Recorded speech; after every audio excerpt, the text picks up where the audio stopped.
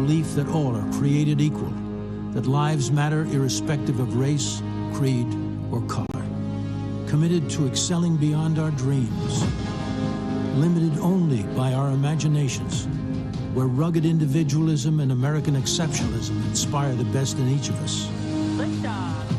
And when we see injustice to one, we act to fix it for all.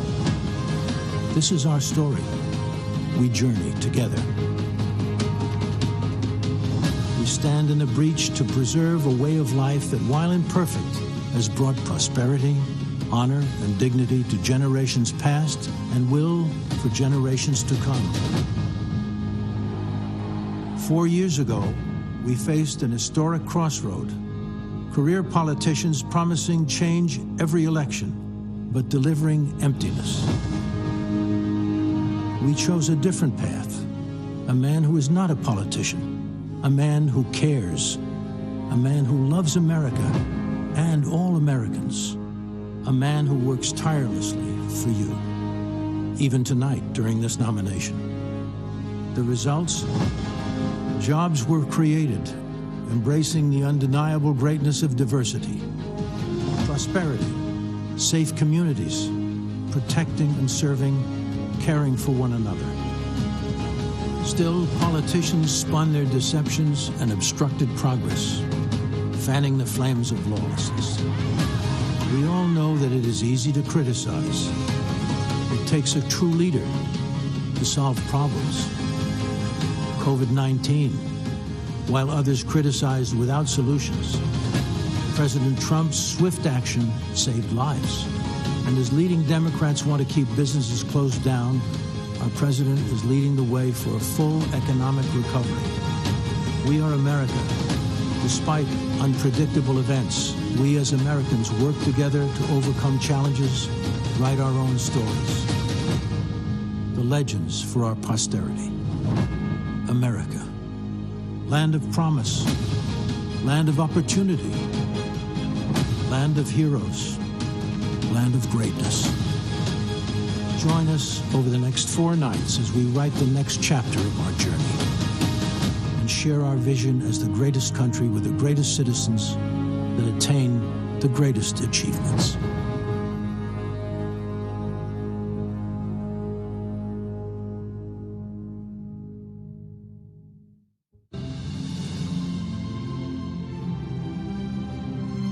From Washington, D.C., welcome to the 2020 Republican National Convention. Tonight, celebrating America as the land of promise.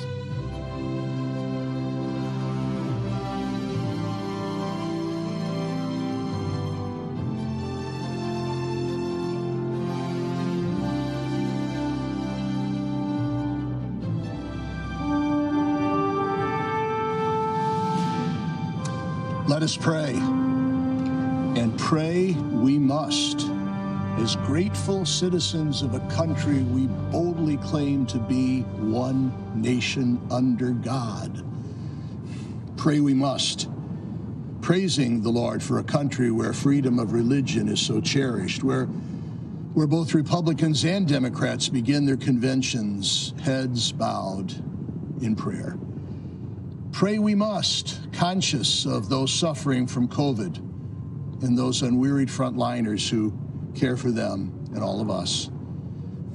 Pray we must that all lives may be protected and respected in our troubled cities and the police who guard them, in tense world situations where our men and women in uniform keep the peace, for the innocent life of the baby in the womb, for our elders in nursing care and hospice, for our immigrants and refugees, those lives threatened by religious persecution throughout the world or by plague, hunger, drugs, human trafficking, or war. Pray we must in thanksgiving, dear God, for democracy, as we ask your hand, Almighty Father, upon this convention and the nominees of both parties, and his wisdom upon an electorate so eager to perform its duty of faithful citizenship. Pray we do, for we dare claim, in God we trust. Amen.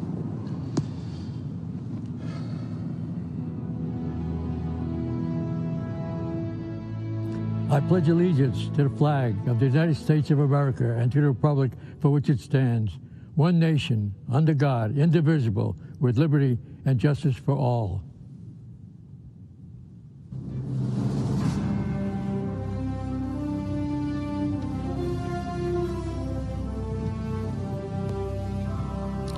Good evening.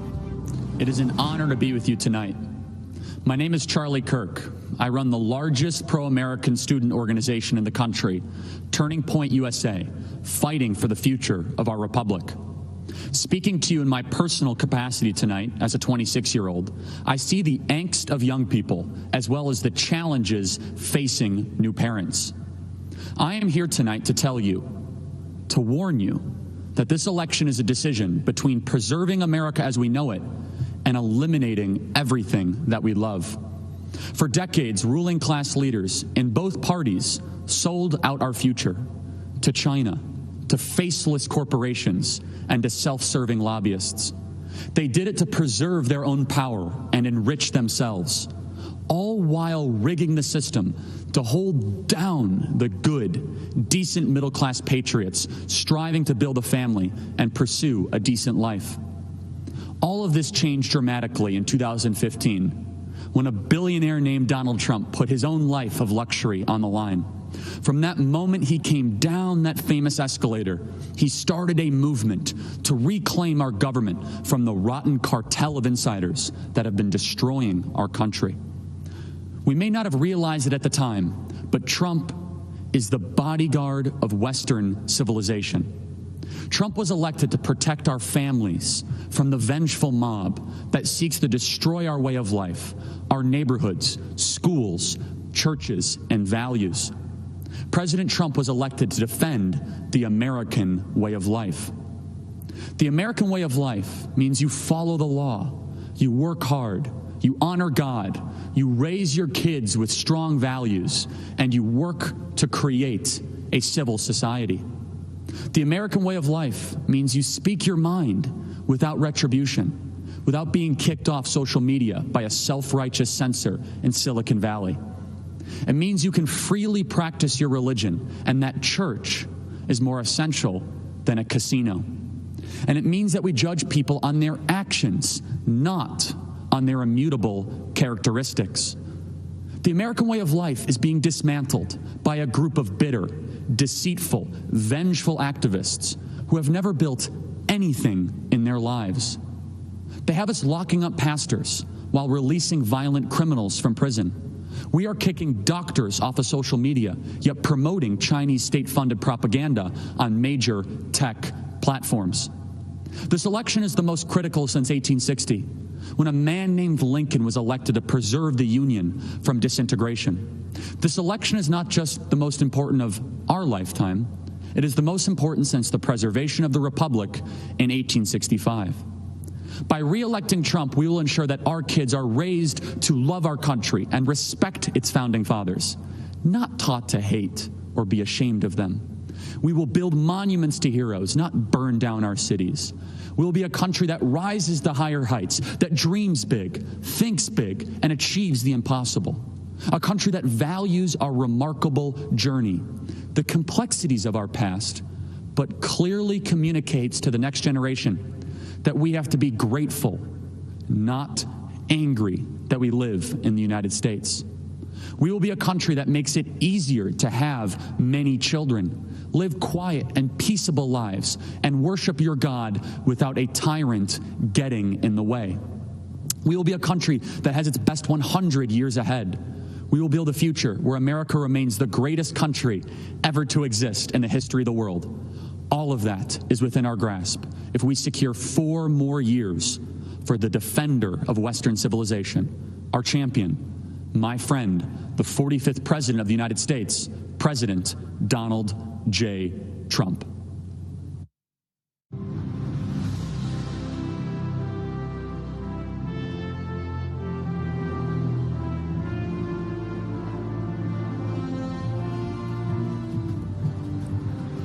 I'm Rebecca Friedrichs, a veteran California public school educator.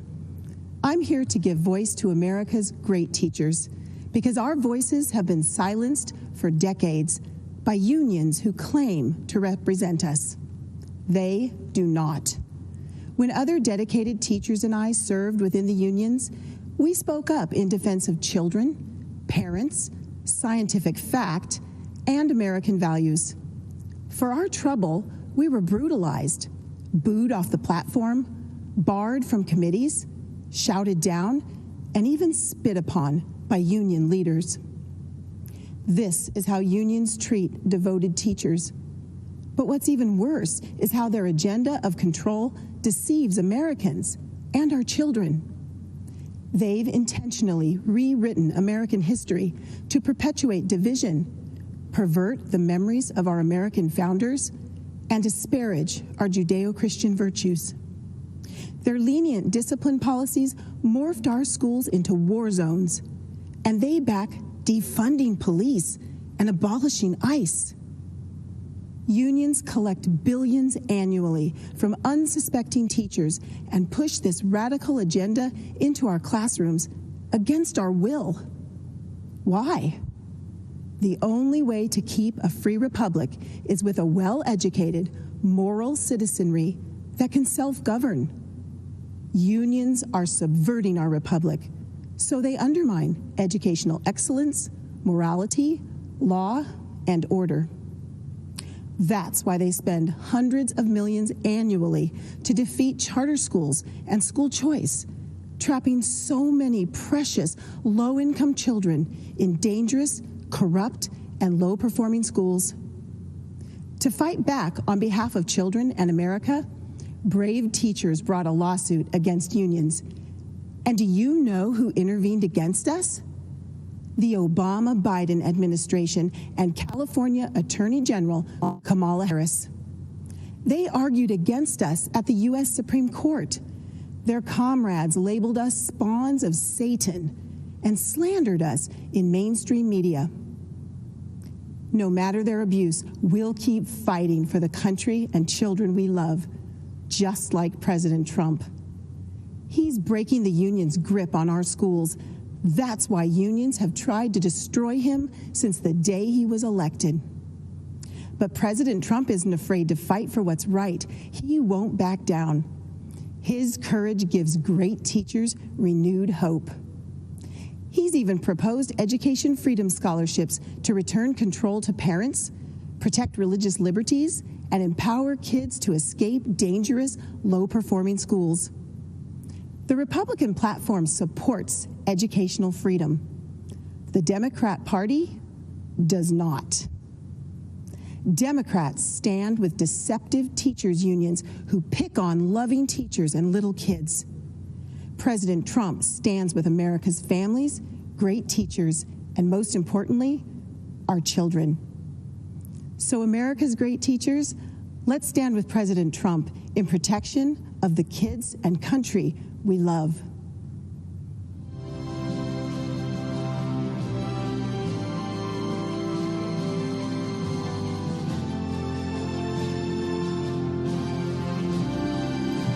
I am so grateful to speak with you today. My name is Tanya Weinreis. I am from Montana, where I live with my husband, my hero, a Marine and retired police officer. My husband and I own Mountain Mud Espresso. We are not some multinational corporation. Our success is not measured by stockholders, but by our neighbors, the people we see at church, and at jiu-jitsu school with our son. Mountain Mud Espresso is the American story. A story not just for entrepreneurs, but for millions of hardworking men and women who are building their American dream every day. A few months ago, like so many businesses, we got the crushing news a large event we were serving was canceled because of the virus. Our business was on the brink, threatened to be shut down from losses that were not our fault. I was scared. I thought of our 50 employees, the Mountain Mud family, and when I thought of their jobs, I thought of their rent being due, their kids, and I felt personally responsible. I'm not too proud to admit that I fell on my knees and prayed, Lord, what do I do? His words rang clear. Keep on working. It will be okay. I had faith And let me tell you, you have to have faith when your husband is a Marine and a police officer who was shot at on the job. And when you run a business, a little faith goes a long way. Faith in Jesus and faith in America. But I'm worried we have a generation of Americans who have been told that the American dream doesn't exist. That's a lie. I know because I live that dream. It's why I feel so strongly that we need a president who believes in the American dream like President Donald Trump, now more than ever. I am so thankful that my prayers for help were answered. My company was one of the first to receive a PPP loan, and praise God, it has been a lifesaver. Not only were we able to keep every single employee, but we've been hiring weekly ever since. I feel for local businesses across America who are under assault from shutdowns, from riots, and now facing the terrifying prospect of Joe Biden coming after everything we've built. I am so grateful we have leaders like President Trump standing up for local businesses like mine.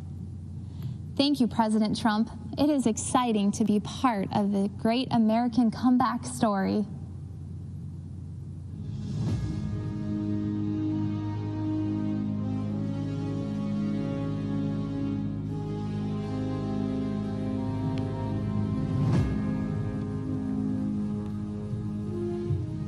I'm Congressman Matt Gaetz. I'm speaking to you from an auditorium emptier than Joe Biden's daily schedule.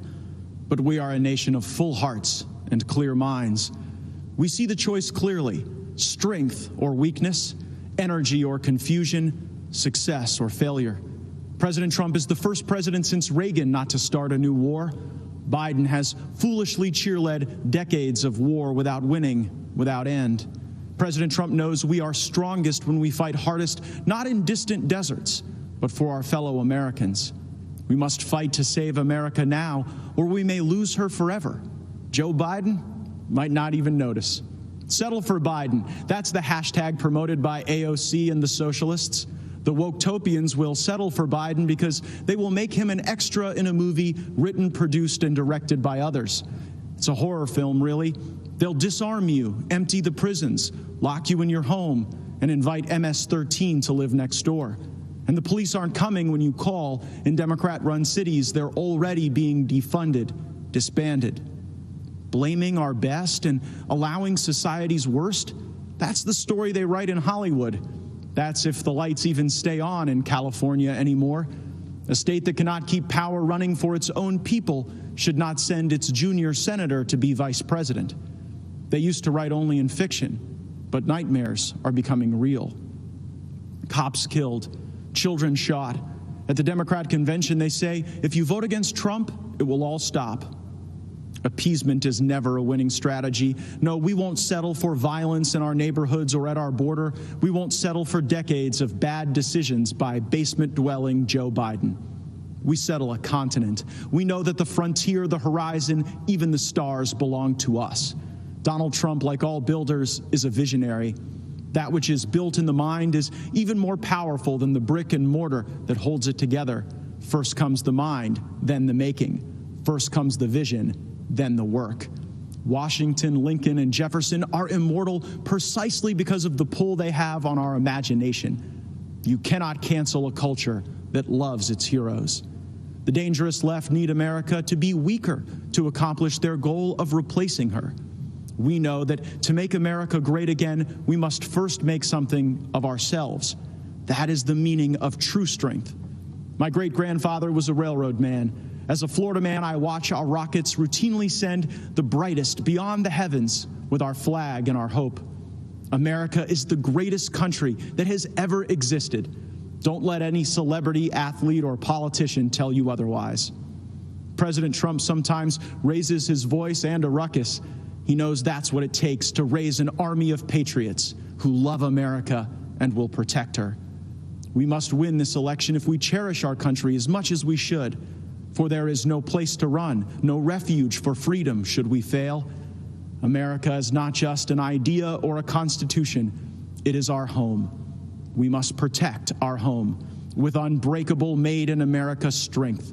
strength I see every day in President Donald Trump. Thank you. My name is Kim Klacik, and I'm running for Congress in Maryland's 7th District.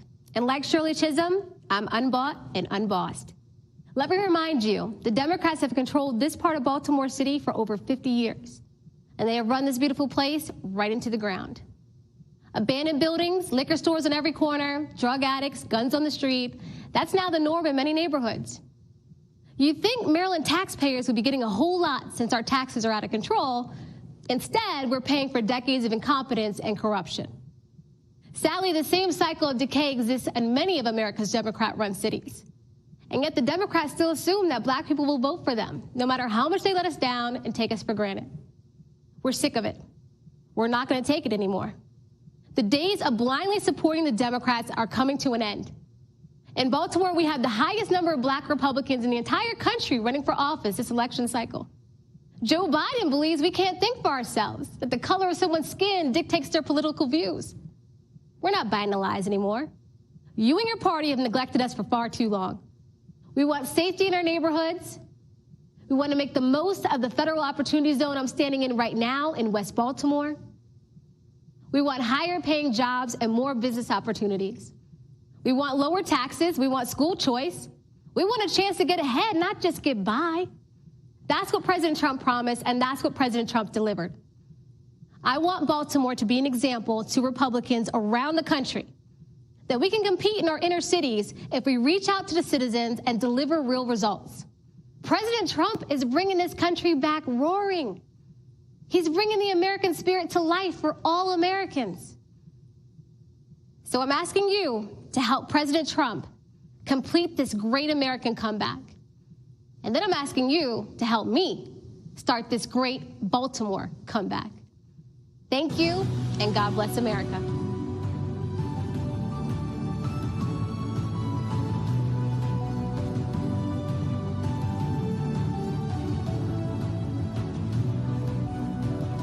Good evening. I'm Ronna Mcdaniel, Chairwoman of the Republican National Committee, and on behalf of everyone in our party and President Trump, thank you for tuning in as we kick off this historic convention. As we speak to you tonight, we send our thoughts and prayers to those facing terrible fires in California, recovering from storms in Iowa, and preparing for hurricanes in Louisiana and the Gulf Coast. Democrats started their convention last week with Eva Longoria, a famous Hollywood actress who played a housewife on TV. Well, I'm actually a real housewife and a mom from Michigan with two wonderful kids in public school who happens to be the only the second woman in 164 years to run the Republican Party. And unlike Joe Biden, President Trump didn't choose me because I'm a woman. He chose me because I was the best person for the job. 4 years ago, President Trump started a movement unlike any other.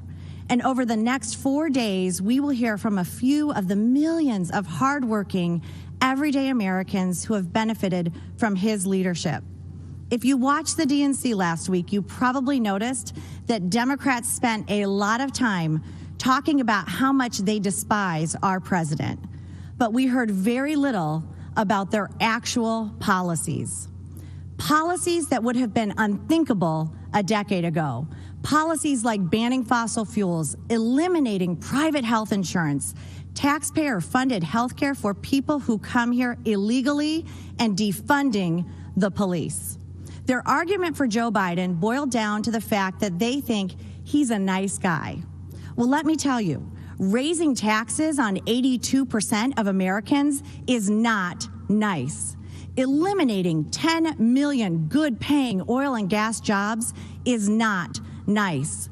Policies that force jobs to flee our country or allow abortion up until the point of birth are not nice. The truth is, there's only one person who has empathized with everyday Americans and actually been fighting for them over the past 4 years, and that is President Donald Trump.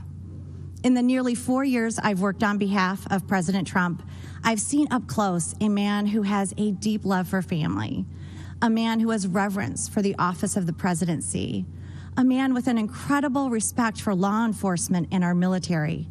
I've seen private moments where he comforts Americans in times of pain and sadness. Now, everyone knows he can be tough. He's tough when he takes on China, tough when he works to fix our unfair trade deals, tough when he fights to secure our borders. President Trump is always going to be tough when he is fighting for the American people, because nice guys like Joe cared more about countries like China and Iran than the United States of America. Tonight begins a new chapter in the great American story, a story that has inspired the world for generations. And when we re-elect President Trump this November, the best is yet to come. This election is the most important in our lifetime. Your vote counts more than ever. If you want to check your voting status, secure your ballot, or register to vote, text VOTE to 88022. Earlier today, President Trump and Vice President Pence came to North Carolina to thank our delegates for unanimously renominating them to a second term. Our official roll call and the business of our Republican convention was conducted today in Charlotte. We have created a short video to symbolize the excitement for President Trump across all 50 states and territories. Thank you for watching. God bless you, and God bless the United States of America.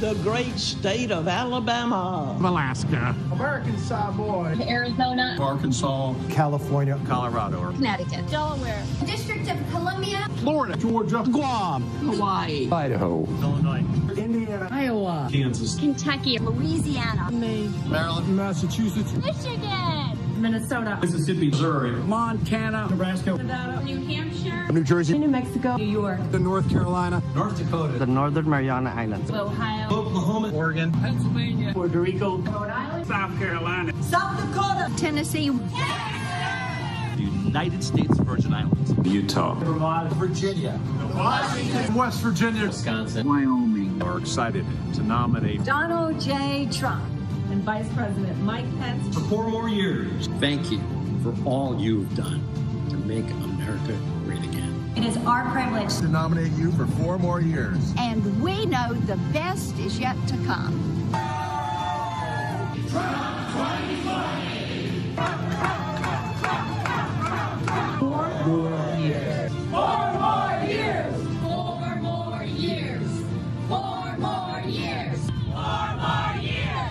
4 more years. 4 more years. 4 more years.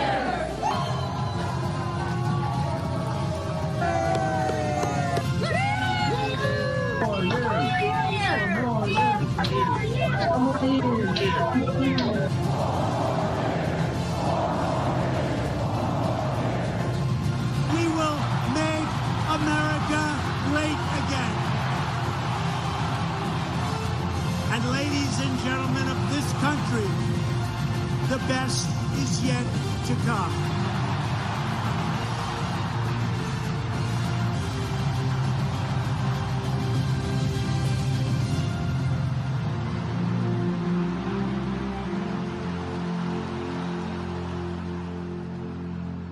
I didn't back down from my promises, and I've kept every single one.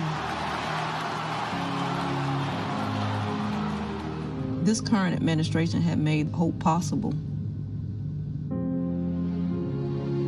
We want this nation to continue to be the beacon of hope for the world. How many people said they're going to leave America if Donald Trump was elected? They're all still here, and they're not going anywhere because we are in the land of the free.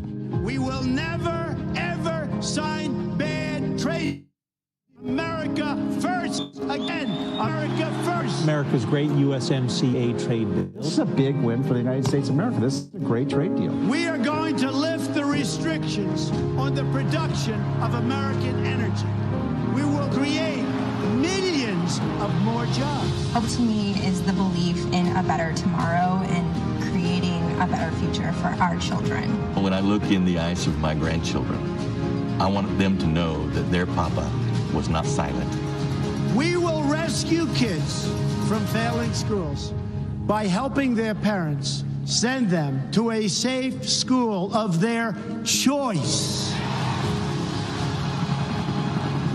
We will completely rebuild our depleted military. The countries that we are protecting at a massive cost to us will be asked to pay their fair share. We will take care of our great veterans like they have never been taken care of before. This guy saved me. Yeah. He saved me. Thanks to him, I'm here. To me, he's giving people hope. What he's doing for the poor people, what he's doing for everybody. We are going to appoint justices of the United States Supreme Court who will uphold our laws and our Constitution. Why supporting law enforcement is so important for keeping America great. As long as I'm president, I will never defund your police, that I promise you. It's time to deliver a victory for the American people. We are going to start winning again. It's called Promises Made, Promises Kept.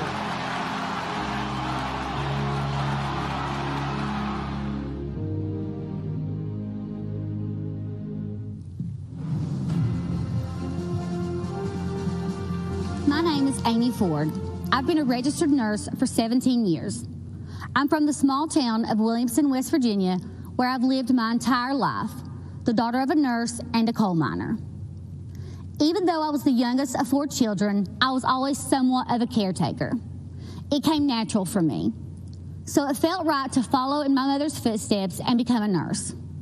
And this March, when COVID-19 sent our country into crisis, I knew I had to help any way that I could. I deployed to New York in April and then to San Antonio, Texas, working as a COVID relief nurse in both states. As I contended with the challenges of treating our patients who had their worlds turned upside down, I noticed a positive change in our healthcare system. President Trump recognized the threat this virus presented for all Americans early on and made rapid policy changes. And as a result, telehealth services are now accessible to more than 71 million Americans, including 35 million children. Prior to COVID, telehealth was not covered or reimbursed under Medicare, Medicaid, or CHIP. This left our most vulnerable populations with no other choice but to have an in-person office visit with their physicians, increasing their risk of exposure to COVID-19 exponentially. The expansion of telehealth services has also resulted in the integration of video visits between patients and their families, allowing loved ones to have contact and visualization, as well as a better understanding of care. Telehealth has been essential during this pandemic. I don't want the media taking my personal story and twisting it, so let me be clear. As a healthcare professional, I can tell you without hesitation, Donald Trump's quick action and leadership saved thousands of lives during COVID-19. And the benefits of that response extend far beyond coronavirus. Telehealth will continue to aid many that are just unable to find transportation or a way to the doctor for regular checkups. This is especially true in rural America. I live in a town of about 2,000 people. We do not have buses, trains, trolleys, or Ubers available to us. In addition, the unavailability of services can also hinder treatment for many. So increased access to telehealth for millions of Americans has truly been life-saving, and we have President Trump to thank. From the very beginning, Democrats, the media, and the World Health Organization got coronavirus wrong. The World Health Organization said authorities have found no clear evidence of human-to-human transmission. Overall, most people should not be terribly concerned about it. Everything's fine here. We do want to say to people, come to Chinatown.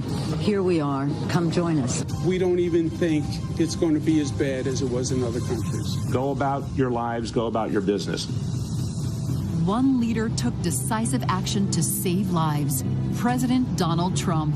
Banning travel from China and coronavirus epicenters. Biden charged xenophobia. But President Trump was right, signing the CARES Act, providing immediate relief to American families, workers, and businesses, declaring a national emergency, tapping into $42 billion in existing emergency funding, quickly getting crucial personal protective equipment to the states, signing the Families First Coronavirus Response Act, ensuring that American families and businesses impacted by the virus receive the strong support they need, launching Operation Warp Speed to fast-track a vaccine in record time.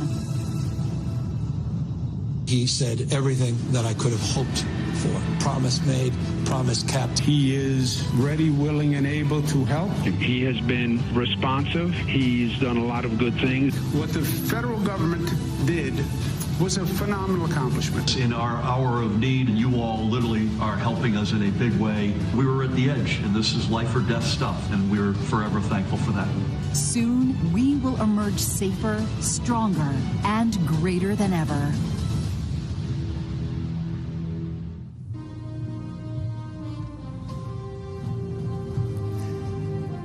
I am Dr. G.E. Ghali, an oral and maxillofacial surgeon and chancellor of a large academic medical and research center in Louisiana. I feel uniquely positioned to share how President Trump's decisive leadership led to a rapid and efficient response to the coronavirus pandemic. I know this as a health professional and as someone who has recovered from COVID himself.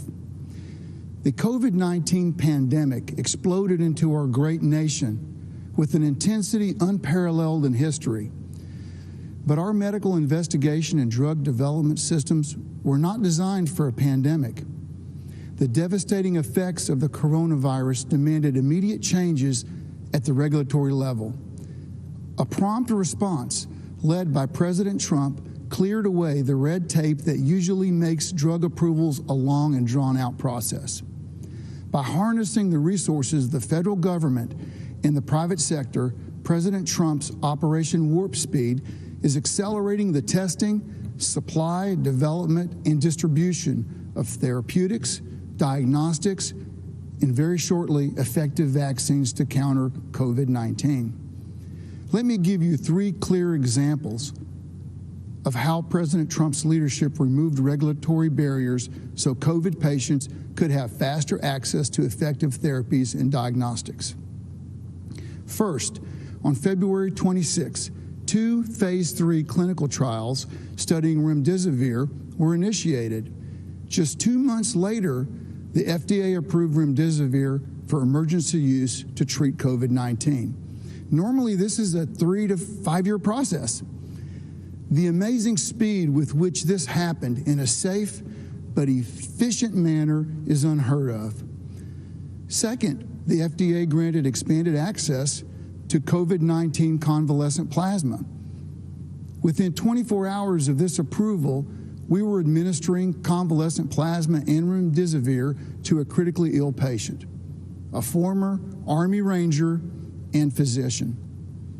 Had it not been for the rapid deployment of these medicines, this patient, who is my colleague and friend, would have surely died. And third, at the end of July, I developed a fever and cough. I reached out to our testing team and received one of the Abbott rapid tests, yet another tool quickly approved by this administration. Within 15 minutes, my test came back positive, and within 4 hours, I was receiving my remdesivir doses, followed by an infusion of convalescent plasma. As a physician, I've seen firsthand how these breakthroughs have saved countless lives. As a patient, I've benefited from the expedited therapies made possible by the swift action of this administration.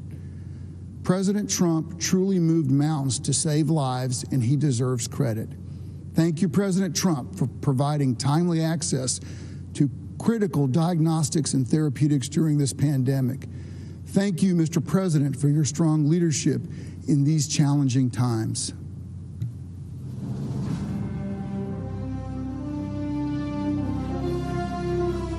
When the China virus invaded our country, we launched the greatest mobilization of American society since World War II. Patriots of every race, color, and creed rallied together to defeat the invisible enemy and save the lives of their fellow citizens. Today, our hearts overflow with appreciation for the incredible frontline workers who risk their own health and safety to keep America strong and safe. When crisis came, millions of everyday Americans rose to the challenge. In their actions, we see true greatness of the American character. We always find a way to victory.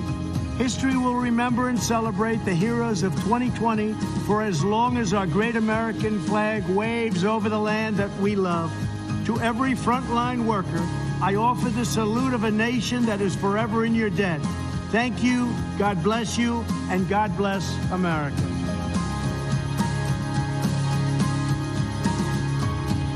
These are my friends. These are the incredible workers that helped us so much with the COVID. We can call it many different things, from China virus. I don't want to go through all the names because some people may get insulted, but that's the way it is.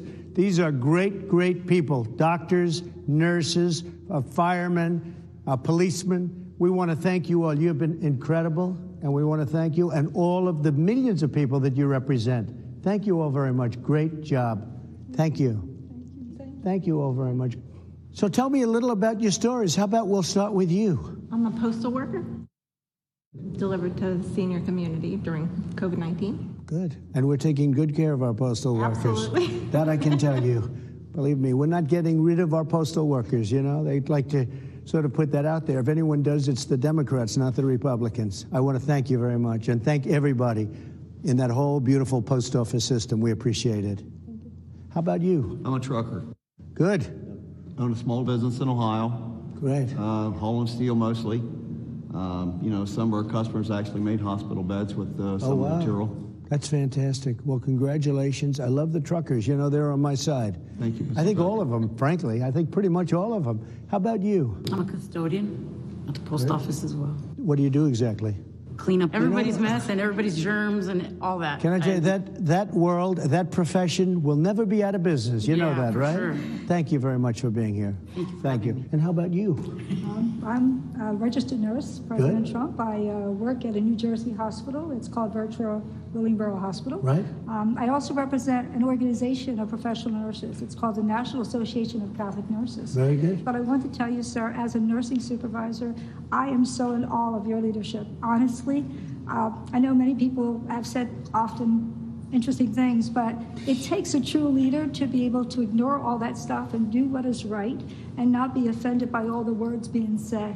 And you really do show that positive spirit to us. And as nurses, I appreciate that. But just as an individual, I'm grateful for that. Well, I'm for the nurses. I'm for the doctors. I'm for everybody. We just have to make this China virus go away, and it's happening. Please, go ahead. I'm also a nurse. I represent Genesis Healthcare, which is a skilled nursing facility company. I want to thank you and your administration for all the supplies and support and funding that you've given the skilled nursing units. Without that, we couldn't do as well as we have done. I spent some time in New Jersey. I live in West Virginia, went to New Jersey and did some work there. And we finally started to see things change and turn around. I appreciate what you said, because we have delivered billions of dollars of equipment that governors were supposed to give, and in many cases, they didn't get. So the federal government had to help them, and all of the people that did this incredible work, they never got credit for it. But you understand where it came from. Thank you very much. Thank you both. It's really nice. Please, go ahead. I'm a police officer in Englewood, Colorado, and I contracted COVID in late March and recovered. That means we don't have to be afraid of you at all, right? I'm good to go. Once you're recovered, you know, we have the whole thing with plasma happening. That means your blood is very valuable. You know that, right? Thank you very much. Great. Please. I'm a detention deputy at the Kern County Sheriff's Department out in California. Great. And I also contracted COVID end of March. and recovered from that also. How long was your problem? I was sick about 10 days, really bad. I got everything besides a cough, but recovered. I was off work for a month and a half, and I work in our local county jails. Did they do anything specifically to help you recover? They gave me Z-Paks medication, cough syrup. Okay, and I won't even ask you about the hydroxychloroquine because it's a shame what they've done to that one, but I took it. I took the Z-Pak also, and zinc. I want to thank you all very much. It's an honor to have you in the White House. You're fantastic people, and the people you represent an incredible group of people, and we love you all. Thank you very much. Thank you very much. Appreciate it. Good evening. I'm Congressman Jim Jordan, representing the 4th District of Ohio. The Republican Party is the pro-America party. President Trump is the pro-America candidate. This election is about who can preserve the values, principles, and institutions that make America great. Don't believe me? Look at what's happening in American cities. Cities all run by Democrats. Crime, violence, and mob rule. Democrats refuse to denounce the mob, and their response to the chaos? Defund the police, defund Border Patrol, and defund our military. And while they're doing all this, they're also trying to take away your guns. Look at the positions they've taken in the past few months. Democrats won't let you go to church, but they'll let you protest. Democrats won't let you go to work, but they'll let you riot. And Democrats won't let you go to school, but they'll let you go loot. President Trump has fought against each of their crazy ideas. He's taken on the swamp, all of the swamp, the Democrats, the press, and the never-Trumpers. And when you take on the swamp fights back. They tried the Russia hoax, the Mueller investigation, and the fake impeachment. But in spite of this unbelievable opposition, this president has done what he said he would do. Taxes cut, regulations reduced, economy growing, lowest unemployment in 50 years, out of the Iran deal, embassy in Jerusalem, hostages home from North Korea, a new USMCA agreement, and of course he's building the wall and rebuilding our economy as we speak. I love the president's intensity and his willingness to fight every day in Washington for our families. But what I also appreciate about the president is something most Americans never get to see, how much he truly cares about people. Our family has seen it. 2 years ago, our nephew Eli was killed in a car accident. He lived a mile up the road from us, grew up wrestling and training with our boys, was a high school state champion, varsity athlete for the University of Wisconsin. It was a Saturday morning, 3 days after the accident. I walked to the car to head up to Eli's parents' home when the president called. We talked about a few issues, and then he asked how the family was doing. I said, "They're doing okay, Mr. President, but it's tough." The president said, "Yeah, losing a loved one is always difficult, and it's really tough when they're so young." I then said, "Mr. President, I'm actually walking into their house right now. Obviously, they don't know that I'm talking to you, but if you'd be willing to say hello to Eli's dad, you'd make a terrible day a little less terrible." "What's his name?" the president asked. I walked through the door and said, "Todd, the president wants to talk to you." For the next 5 minutes, family and friends sat in complete silence as the president of the United States took time to talk to a dad who was hurting. That's the president I've gotten to know the last 4 years. The president who shared private moments like this with soldiers, victims of violent crime, and people who've had businesses destroyed by the mob. That's the individual who's made America great again, and who knows America's best days are still in front of us. And that's why I'm busting my tail to help him get reelected. I'm asking you to do the same. Thank you, and God bless our country. I'm not an actor, a singer, or a politician. I'm Herschel Walker. Most of you know me as a football player, but I'm also a father, a man of faith, and a very good judge of character. I've known Donald Trump for 37 years, and I don't mean just casual ranting to him from time to time. I'm talking about a deep personal friendship. I watched him as an owner of a professional football team. Right after he bought the team, he set out to learn. He learned about the history of the team, the players, the coaches, every detail. Then he used what he learned to make the team better. I watched him in the boardroom. He can be in the middle of a big meeting, but if one of the kids was on the phone, he dropped everything to take the call. He taught me that the family should be your top priority. I watched him treat janitors, security guards, and waiters the same way he would treat a VIP. He made them feel special because he knew they were. He understands that they are the people who make this country run. They clean, they cook, they build, they drive, they deliver. He told me, Herschel, make an effort to get to know people. Remember their names. That stuck with me. One time, I planned to take his kids to Disney World with my family. At the last minute, Donald said he'd like to join us. So there he was, in a business suit, on It's a Small World ride. That was something to see. It just shows you what a caring, loving father he is. It hurt my soul to hear the terrible names that people call Donald. The worst one is racist.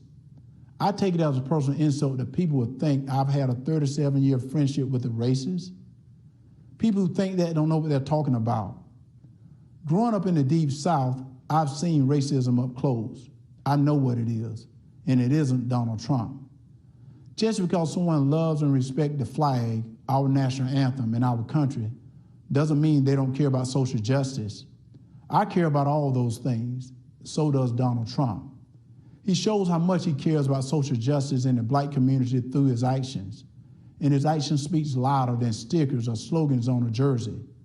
He keeps right on fighting to improve the lives of black Americans and all Americans.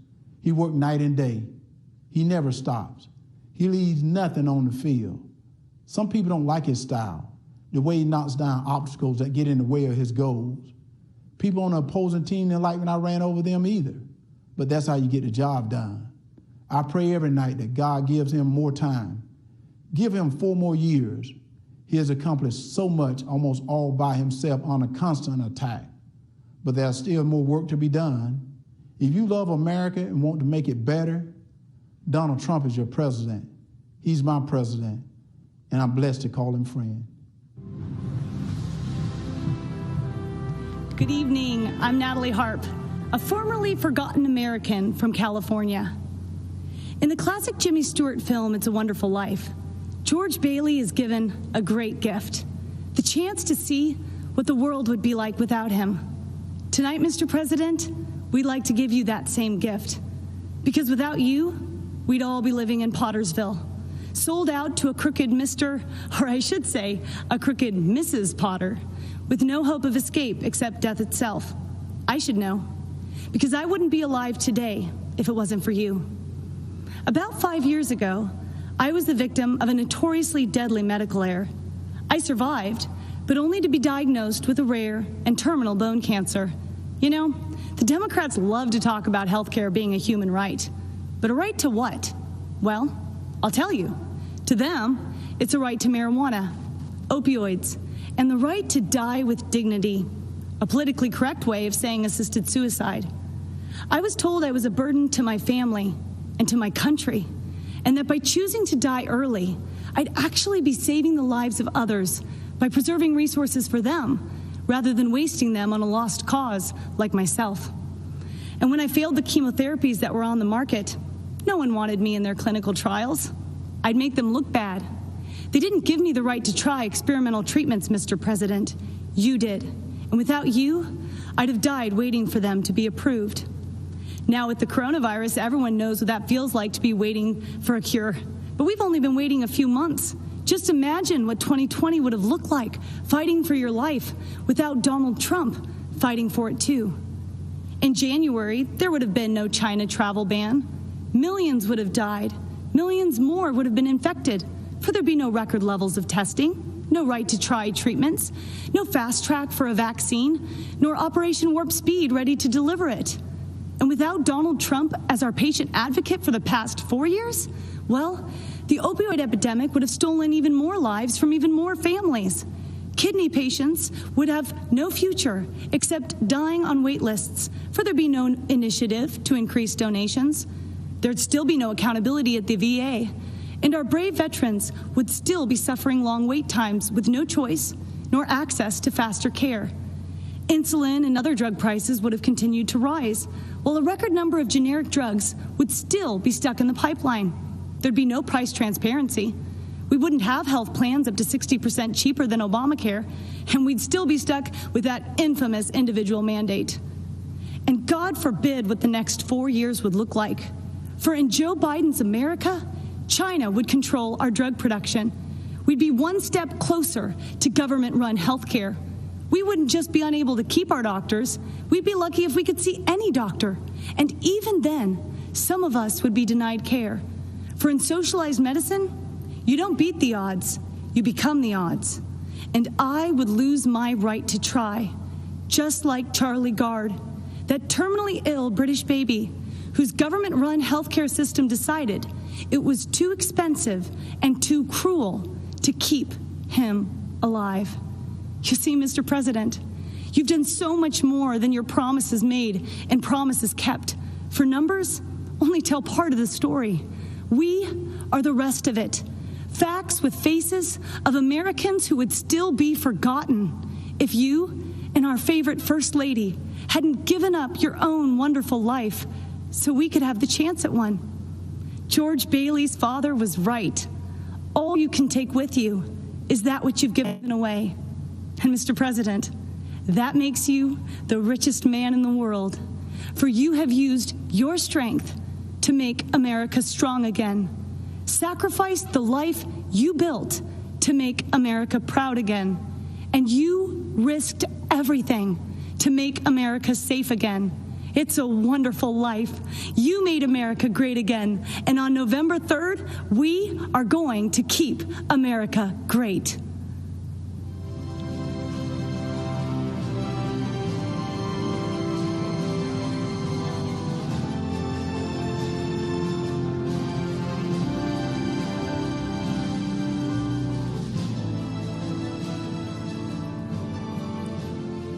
Hello, America. My name is Vernon Jones, and I'm a state representative from the great state of Georgia. As you can see, I'm a man of color, and I'm a lifelong Democrat, too. You may be wondering, why is a lifelong Democrat speaking at the Republican National Convention? And that's a fair question, and here's your answer. The Democratic Party does not want black people to leave their mental plantation. We've been forced to be there for decades and generations. But I have news for Joe Biden. We are free. We are free people with free minds. And I'm part of a large and growing segment of the black community who are independent thinkers, and we believe that Donald Trump is the president that America needs to lead us forward. This is no time for sleeping in the basement. Joe Biden has had 47 years to produce results, but he's been all talk and no action, just like so many of the Democrats who've been making promises to the black voters for decades. We've been their captive audience. When President Trump sought to earn the black vote, the Democratic Party leaders went crazy. Nancy Pelosi and Chuck Schumer literally started wearing kente cloths around the U.S. Capitol, as if pandering were enough to keep us satisfied. Let me tell you why I'm supporting our president. I grew up in the South, in Laurel Hill, North Carolina, Scotland County, the Green Pond community to be exact. My parents, Robin and Rufus Jones, built with their own hands a 4-room cinder-block home with no indoor plumbing. They had very limited education, but they instilled in us a strong work ethic that drove me from those tobacco fields of North Carolina to those hallowed halls of the Georgia General Assembly. My parents taught me if I believed in God, worked hard, and treated every person fairly, there was no limit to what we could achieve. I attended North Carolina Central University, an historical black college. For generations, HBCUs have been the incubators that develop black scholars in math and science and religion, engineering, and politics. They have been important springboards for the black success. But Democrats haven't treated them that way. When President Trump took office, he changed everything. He delivered historic funding to HBCUs, and he guaranteed it for 10 years, something that's never happened in the history of this country. That gave our HBCUs stability, the chance to grow, and produce the next generation of black leaders. That's right, Donald Trump did that. He's also supported school choice to ensure that no child, no matter their race or zip code is left behind. Every child should have access to a quality education. But education is just the beginning. The president also built the most inclusive economy ever, with record low unemployment for African Americans and record high participation in the workforce. He put opportunity zones in the Trump tax bill that would drive investment into our communities for decades to come. He put the interests of American workers, and especially black workers, first. That's right, Donald Trump did that. He delivered historic criminal justice reform. He ended once and for all the policy of incarceration of black people, which has decimated our communities, caused by no other than Joe Biden. Democrats wouldn't do it. Obama didn't want to do it. And Joe Biden and Kamala Harris definitely wouldn't do it. But Donald Trump did it. He's also working every day to make our communities safer. As a former executive of DeKalb County, Georgia, I directed one of the largest public safety departments in the Southeast. I've seen tragic shootings on both sides. Officers killing citizens and citizens killing officers in the line of duty. Police officers are our fellow citizens. They live in our country. They have families too. They live in our communities. Unfortunately, Democrats have turned their backs on our brave police officers. They call it defunding, and it's a danger to our cities, our neighborhoods, and our children. Isn't it ironic that Democrat politicians have personal security to protect them? So why don't they forego their security and replace them with social workers, especially since that's what they want for you and me? Our police need more funding, not less, for frequent psychological examinations, for non-lethal remote restraint technology, and for more de-escalation and use of force training. These are the common sense solutions that President Trump supports. True, sincere police reform. That's right, Donald Trump did that too. Education, jobs, safety, security, on issue after issue. And in just a single term, he destroyed these negative forces that have victimized the black community for decades. He gave us the opportunity to rise. Now, you know, when I made the public announcement of my support for President Trump, all hell broke loose. I was threatened, called an embarrassment, and asked to resign by my own party. Unfortunately, that's consistent with the Democratic Party and how they view independent thinking black men and women. But I'm here to tell you that black voices are becoming more woke and louder than ever. The Democratic Party has become infected with a pandemic of intolerance, bigotry, socialism, anti-law enforcement bias, and a dangerous tolerance for people who attack others, destroy their property, and terrorize our own communities. That's what this election is all about. And that's why right now, more than ever before, America needs Donald Trump in the Oval Office for another 4 years. God bless you, and vote Donald J. Trump. Thank you.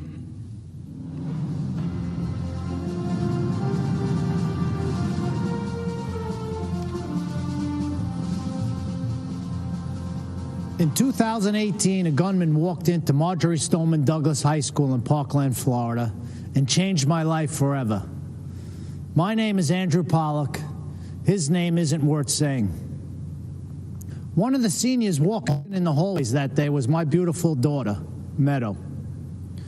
She was just months away from graduating and beginning a new life. We were so proud of the woman she had become. But in the hallway on that third floor, the gunman saw Meadow and shot her down the hallway. hitting her 4 times. After she was shot and on the floor, she crawled over to another student, a freshman girl, to protect her. She draped her body over her, and then the scumbag gunman shot my daughter at point-blank range 5 more times, killing Meadow and the girl she was shielding. She had a whole life ahead of her, and in that life, she could have done anything and been anything. So many moments that I waited so long for were taken from me. I didn't get to drop her off at college. I didn't get to walk her down the aisle. But every moment was taken from her, and for what? I never wanted this to become a political spectacle, but it did. I never wanted to meet the president like this, but I did. I was invited to the White House. The truth is, I had just buried my daughter that week. I really wasn't interested in public events like a tour or a photo op. I was interested in answers and solutions. So if the president wanted to meet me personally, I said I'd go. They said, of course, that was his plan. At the White House, my family and I sat with the president in the Oval Office and told him about Meadow. I told him what we knew. I told him that his administration needed to take a closer look at what went wrong and why. And I got to see who President Trump really is. He's a good man and a great listener, and he cuts through the BS. Then the president did what he said he would do. He took action. He formed a school safety commission that issued dozens of recommendations to make schools safer. But I'll bet you never heard about that. Instead, the media turned my daughter's murder into a coordinated attack on President Trump, Republicans, and our Second Amendment. In fact, when President Trump asked me and other parents of children that were murdered in school shootings to join him as he announced the commission's findings, the media's first question wasn't about protecting kids. Shockingly, they asked about the government shutdown. President Trump turned to me appalled and said, "Andy, can you believe these people? We're trying to talk about school safety, and this is what they do." But I could believe it. After my daughter's murder, the media didn't seem interested in the facts, so I found them myself. I learned that gun control laws didn't fail my daughter. People did. The gunman had threatened to kill his classmates before. He had threatened to rape them. He had threatened to shoot up the school. Every red flag you could imagine. But the school didn't just miss these red flags. They knowingly ignored them. Far-left Democrats in our school district made this shooting possible because they implemented something they called restorative justice. This policy, which really just blames teachers for students' failures, puts kids and teachers at risk and makes shootings more likely. But it was billed as a pioneering approach to discipline and safety. I was just fine with the old approach to discipline and safety. It was called discipline and safety. But the Obama-Biden administration took Parkland's bad policies and forced them into schools across America. When President Trump rescinded Obama's guidance on restorative justice policies, he put an end to that. And that meant the world to me. It's hard to tell how much Mr. Biden understands about what happened at Parkland. Mr. Biden has campaigned on bringing back restorative justice as part of his unity platform with Bernie Sanders and has pledged to implement it in school districts across America. But he doesn't even seem to know when the shooting happened. He said that he was vice president when it happened, but he wasn't.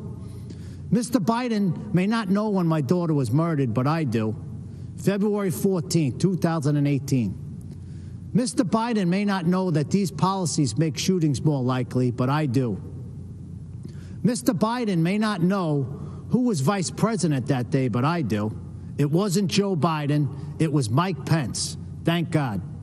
And I know who the president was, too. It wasn't Barack Obama. It was President Donald J. Trump, and he took action. I truly believe the safety of our kids depends on whether this man is reelected. I hope you'll join me in helping to make that happen. Mr. President, myself and millions of Americans appreciate you and love you. God bless America, and God bless our president, Donald J. Trump. Thank you.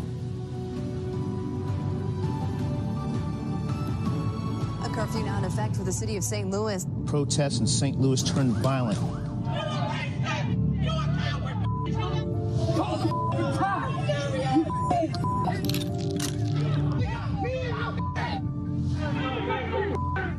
Mark McCloskey says he and his family have been threatened with violence. Under Missouri law, you have a right to defend your home and the lives of your family. A search warrant has been executed at the home of Mark and Patricia McCloskey. The husband and wife attorneys charged with pointing guns at protesters. They were simply trying to protect their home. Good evening, America. We are Mark and Patty McCloskey. We're speaking to you tonight from St. Louis, Missouri, where just weeks ago you may have seen us defending our home as a mob of protesters descended on our neighborhood. America is such a great country that not only do you have the right to own a gun and use it to defend yourself, but thousands of Americans will offer you free advice on how to use it. At least that's what we experienced. What you saw happen to us could just as easily happen to any of you who are watching from quiet neighborhoods around our country. And that's what we want to speak to you about tonight. That's exactly right. Whether it's the defunding of police, ending cash bail so criminals can be released back out on the streets the same day to riot again, or encouraging anarchy and chaos on our streets, it seems as if the Democrats no longer view the government's job as protecting honest citizens from criminals, but rather protecting criminals from honest citizens. Not a single person in the out-of-control mob you saw at our house was charged with a crime. But you know who was? We were. They've actually charged us with felonies for daring to defend our home. On top of that, consider this. The Marxist liberal activist leading the mob to our neighborhood stood outside our home with a bullhorn screaming, "You can't stop the revolution." Just weeks later, that same Marxist activist won the Democrat nomination to hold a seat in the U.S. House of Representatives. In the city of St. Louis, that's the same as winning the general election. That Marxist revolutionary is now going to be the Congresswoman from the 1st District of Missouri. These radicals are not content with marching in the streets. They want to walk the halls of Congress. They want to take over. They want power. This is Joe Biden's party. These are the people who will be in charge of your future and the future of your children. They're not satisfied with spreading the chaos and violence into our communities. They want to abolish the suburbs altogether by ending single-family home zoning. This forced rezoning would bring crime, lawlessness, and low-quality apartments into now thriving suburban neighborhoods. President Trump smartly ended this government overreach, but Joe Biden wants to bring it back. These are the policies that are coming to a neighborhood near you. So make no mistake, no matter where you live, your family will not be safe in the radical Democrats' America. At this moment in history, if you stand up for yourself and for the values our country was founded on, the mob, spurred on by their allies in the media, will try to destroy you. You've seen us on your TV screens and Twitter feeds. You know that we're not the kind of people who back down. Thankfully, neither is Donald Trump. President Trump will defend the God-given right of every American to protect their homes and their families. But more than that, Trump's vision for America is a country where you have an opportunity to work hard and build the life you dream of with a job you love, with your children being educated in great schools, in a community where your family can play in the backyard without fear, worship in a church without shame, and express your beliefs without retribution. Trump brought us the greatest economy our country had ever seen. The Democrats have brought us nothing but destruction. When we don't have basic safety and security in our communities, we'll never be free to build a brighter future for ourselves, for our children, or for our country. That's what's at stake in this election, and that's why we must re-elect Donald Trump. God bless you, God bless the President, and God bless these United States.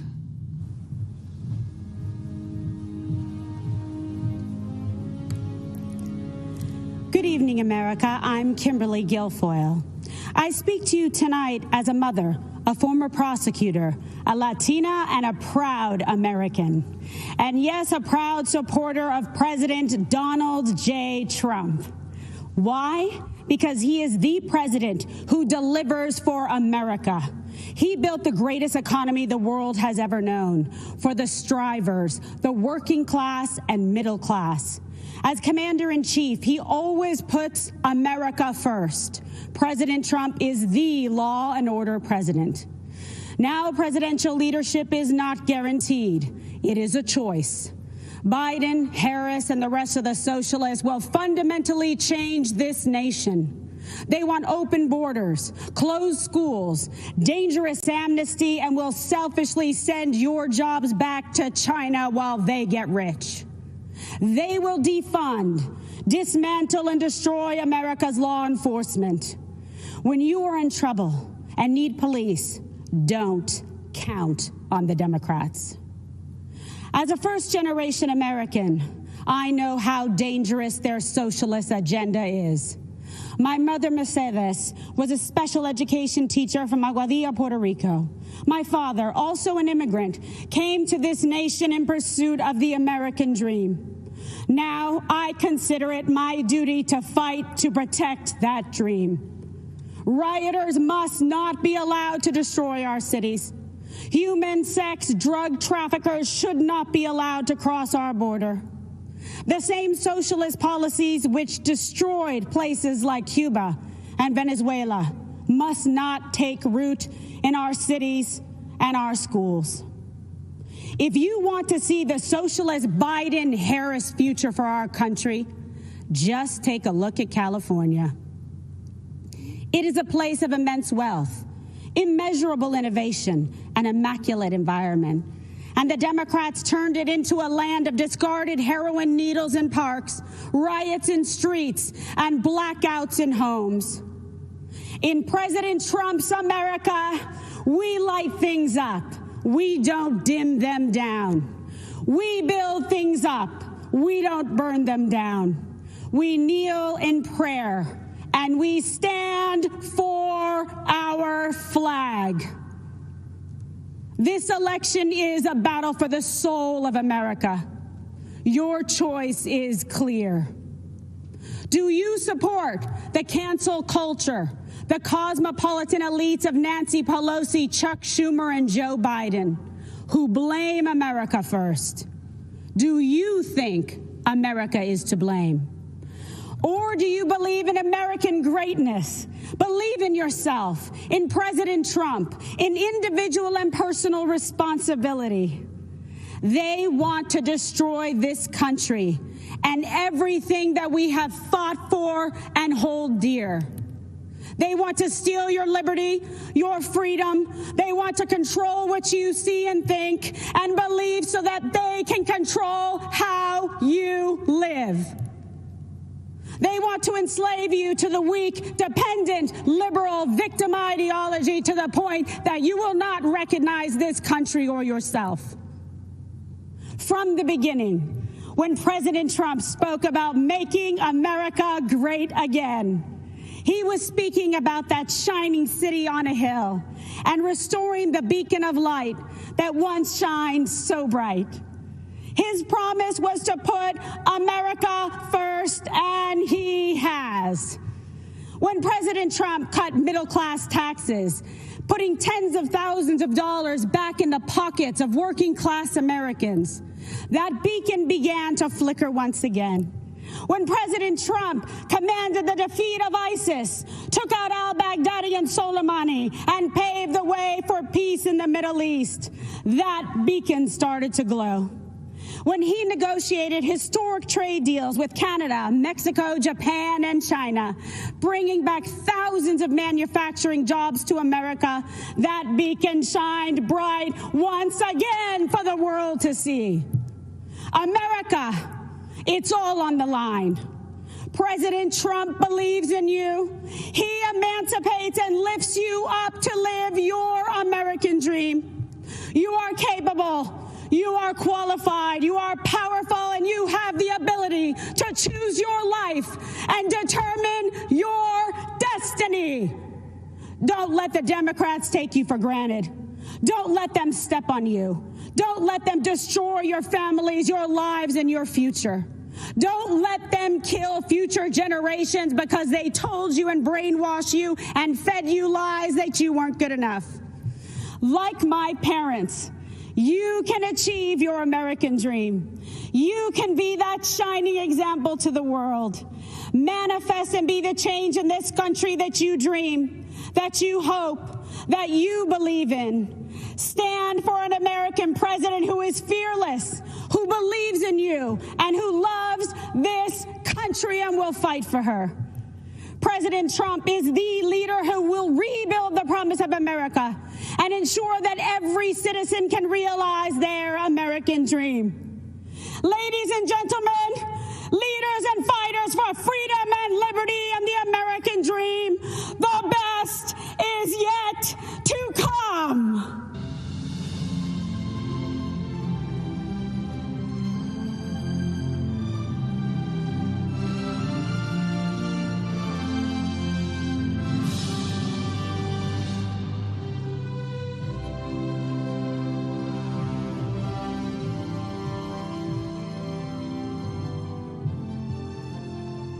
I'm Congressman Steve Scalise. We're facing some tough challenges in America. This isn't the first time we've been here. I've worked closely with Donald Trump over the last few years, and if there's one constant theme to how he approaches problems, it's how much he cares about the hardworking people that Washington left behind. I've seen this firsthand. After I was shot on a baseball field by a leftist gunman, first responders rushed me to a hospital where I battled for my life. That same night, Donald Trump came to the hospital along with First Lady Melania Trump. They consoled my wife, Jennifer. They were there for my family in my darkest hours. Donald Trump would call to check on me throughout the following weeks just to see how I was doing. That's the kind of person he is. That's the side of Donald Trump that the media will never show you. Look, there's a lot at stake. This is an election between a party that wants to burn down the foundations of our country to the ground and a party that wants to rebuild and protect our great nation. The left wants to defund the police. This is personal to me. I wouldn't be here without the bravery and heroism of the men and women in law enforcement who saved my life. President Trump stands with those brave men and women. Joe Biden has embraced the left's insane mission to defund them. There won't be an America to leave to our children and grandchildren without those brave law enforcement officers and first responders. Joe Biden's made a career in Washington for 47 years, promising things he's never delivered. In just 3 short years, President Trump has delivered huge wins for American families. While Joe Biden made hollow promises when he chaired the Senate Judiciary Committee, Donald Trump took action and delivered criminal justice reform. Joe Biden claims to care about the working man, but millions of good manufacturing jobs were shipped overseas during the Obama-Biden years to countries like China. Donald Trump brought those jobs back. I've seen how deeply President Trump cares about rebuilding our evaporating middle class. President Trump pledged to give the forgotten men and women of America a real shot at the American dream. And again, he delivered. The lowest unemployment rate in over 50 years, women creating small businesses at record pace, wages rising, the fastest, by the way, for lowest income levels. What can Joe Biden say to that?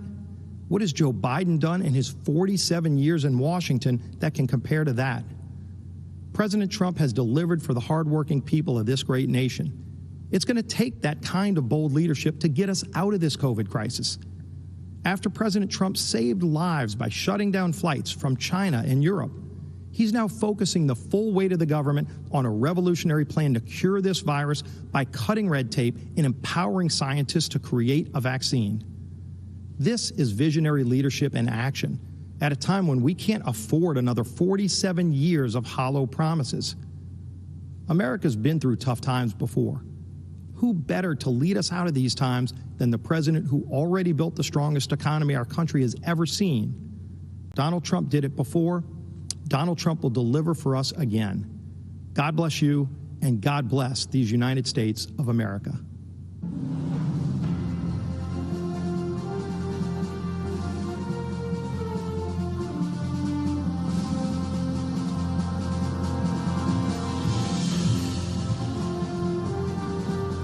I'm Sean Parnell, and it is an honor to be here.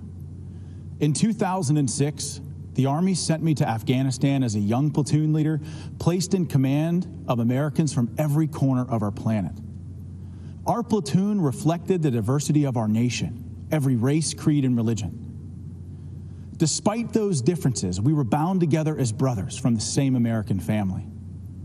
On June 10, 2006, our platoon was attacked just after dawn. Outnumbered 10-1, we endured mortar and machine gun fire as hundreds of Taliban charged us from three sides. We had 24 men that day. Wave after wave of Taliban advanced up the hill. I was wounded 3 times in the fighting. Nearly all of my platoon was wounded within the first minute, but the enemy kept coming. We fought to our last rounds of ammunition, and when it was over, we held the hill. In the face of death, I saw ordinary Americans become heroes. In our darkest hour, when our survival depended on each other, my men and I learned an important lesson. We all bleed red. Our differences did not define us. United, we were unbeatable. After 485 days of combat, I came home eager to enjoy the freedoms I risked my life to defend. But I watched with alarm as the party of my grandfather, a lifelong Union Democrat, turned against the very people it professed to represent. I watched as Joe Biden spit venom at an auto worker who dared to question Joe's intent to dismantle the Second Amendment and take your guns. Where Democrats once stood for hard-working, law-abiding Americans who displayed our flag with pride, this new Democrat Party considers these people uneducated racists clinging to guns and Bibles. The party of Harry Truman became the party of hedge fund managers, Hollywood celebrities, tech moguls, and university professors, all bloated with contempt for middle America. I look across the aisle and I do not see a party that wants you to pursue your dreams. I see a Democrat Party that wants to dictate what those dreams are. I don't see a party that wants you to be free. I see a party that wants to chain you to conformity and will destroy anyone they deem a heretic. I swore an oath to defend my country and its Constitution. President Trump has sworn to do the same. That's why he's advanced freedom, despite savage political attacks, to overcome the agenda of the radical left. President Trump has unleashed the economic might of this nation like no other president in our history. He triggered the rising tide of working families, brought us energy independence, reclaimed jobs from overseas that, Democrats said would never return. He has fiercely defended the besieged First and Second Amendments. That is just a start. With 4 more years, imagine what we can achieve by simply working with our president. I believe in our president's vision for the future. I stand here tonight calling on all Americans to join us. It doesn't matter what you look like, who you love, how you worship your gender or your job. If you're a traditional Democrat who's become disillusioned with how radical your party has become, then stand with us. You are most welcome. America needs all her patriots to rush to her defense. My fellow Americans, I promise you this. In our tent, you are free. Free to speak the truth, choose your journey, define your life. You have the power to go as far as you aim, then aim higher and keep going, because that is what Americans do. We are idealists and dreamers, lovers of adventure. We're rugged and independent. We don't make excuses. We make the impossible a reality. Think about it. In a century, we went from ground-bound dreamers gazing to the stars to doers who created the means to reach them. This is not the time to stand on the sidelines. If you love our country as we do, as our president does, join the chorus of patriot voices that will preserve this exceptional union. Mr. President, lead the way. Millions in our American family believe in this path to destiny. Guide us to that horizon. Thank you, and may God bless the United States of America.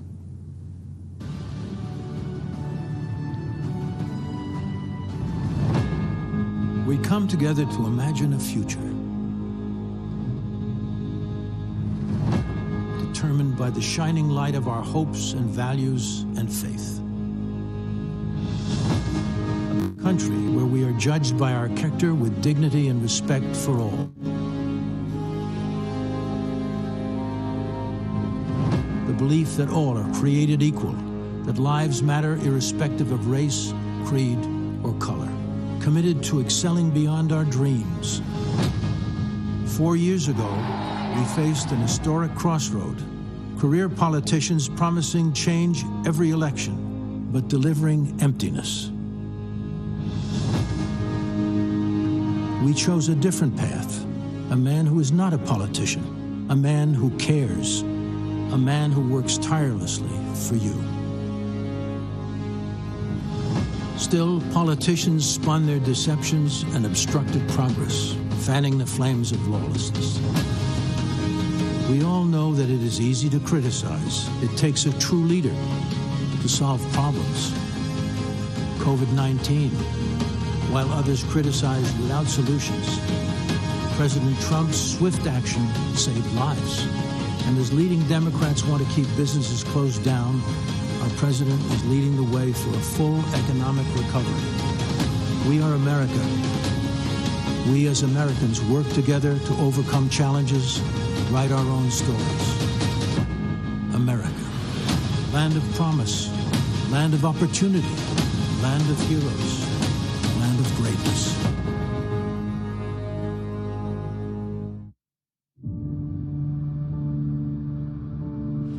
I thought I had been forgotten. I nearly gave up hope. I was so afraid. I believed I would die here. American hostages, forgotten and wasting away in far-off prisons, wrongfully detained by foreign governments. Americans were beaten, abused, starved, and left for dead. Until President Donald Trump stepped in.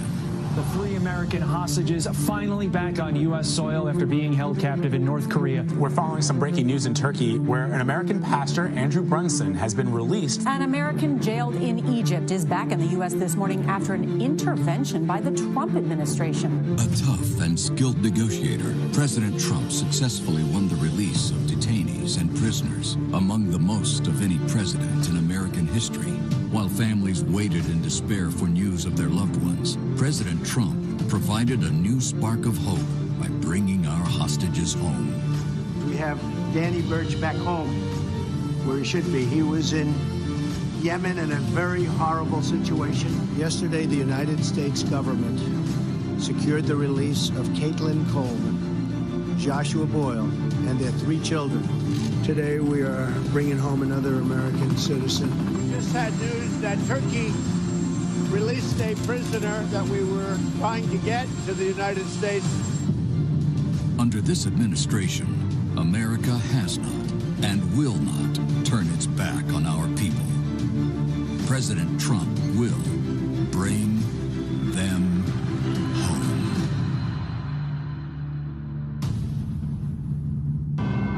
Diplomacy, negotiation skills, perseverance, faith. The ingredients of hope when there is no hope. No American should ever be left behind. Priority, freeing American hostages.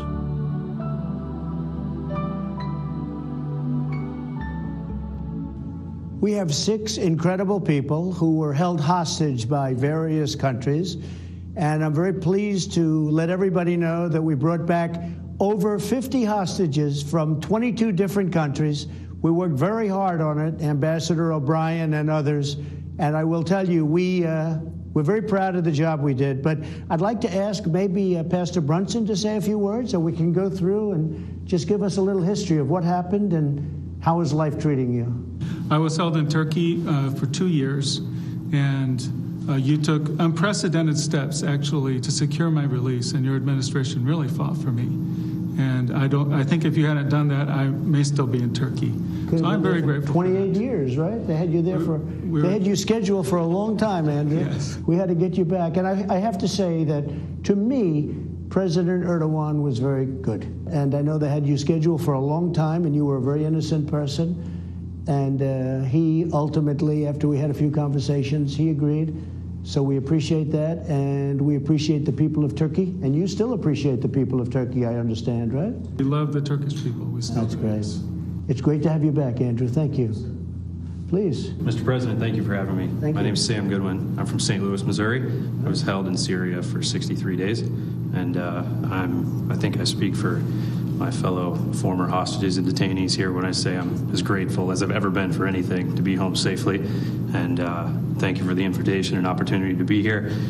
Particularly, Ambassador O'Brien was incredibly supportive and helpful to my family, and we can't say enough nice things about him. Thank you for promoting him. Good. And just really happy to be here, so thank you. We got you back. You got me back, yeah. We got you all back, and we have some more that we're working on right now to get back that we better do. Please, go ahead. My name is Michael White, Mr. President. I do, once again, it's an honor to be here, honor to meet you in person. Basically, what had happened with me is I traveled over to the country of Iran. It turned out it was a major trap, and I was apprehended there. I went through a lot in their injustice system, in the Iranian justice system. Iran is an oppressive, extortionist, terrorist regime. You know what I'm talking about. But what you did, sir, is you were able to get me out of that prison in record time. It was amazing. Thank you very much. Well, thank you, really Mr. President. The honor's all mine. Please. Yeah, my name is Josh Holt. This is my wife, Tammy. Yes. We were held hostage in Venezuela for 2 years. I know very well. And you helped us get out. Senator Hatch worked with you very well on that as well. And it was a great honor to be able to meet you right when we got back. And I remember a lot of people asking me, what was it like meeting President Trump? And I just say I was blown away. I had just gotten released after 2 years. Then I'm shaking the hand of the president in the Oval Office. So I don't really remember a whole lot of it. So it's nice to meet you again. And it's been great. It's been great to be back, helping people through situations that they've gone through. And now we have started our family. Well, the great people of Utah really wanted me to do something about the two of you, and we were able to do it.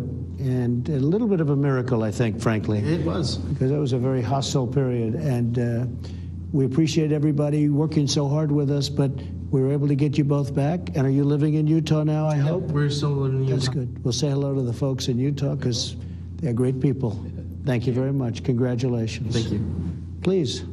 I'm Brian Nairn. Spent an unexpected trip there in India. I was not going to India. I was going through India to Nepal, where I've been working for the last 18 years. But on behalf of my family and myself, thank you, President Trump, for getting us out and getting us home. The darkest moment of our whole time together, your letter to my wife came. And it really gave her the hope and the peace. And that's great. From that time forward, as more people got involved, especially the ambassador there in India, things became more peaceful, and the hope was there for the last 4 months that we really would get to come home, because they had planned on keeping me for 3 to 5 years. The original charge thing was 3 to 5 years, right. And that was cleared, and then they came up with new charges to do a 7-year term. Well, India responded very well to my request. Good. So we appreciate that. We appreciate everything y'all did. Thank you all for being with us. We have a few more people we want to get back, and we will get them back, and they'll be back very soon. Thank you very much. Appreciate it. Great stories.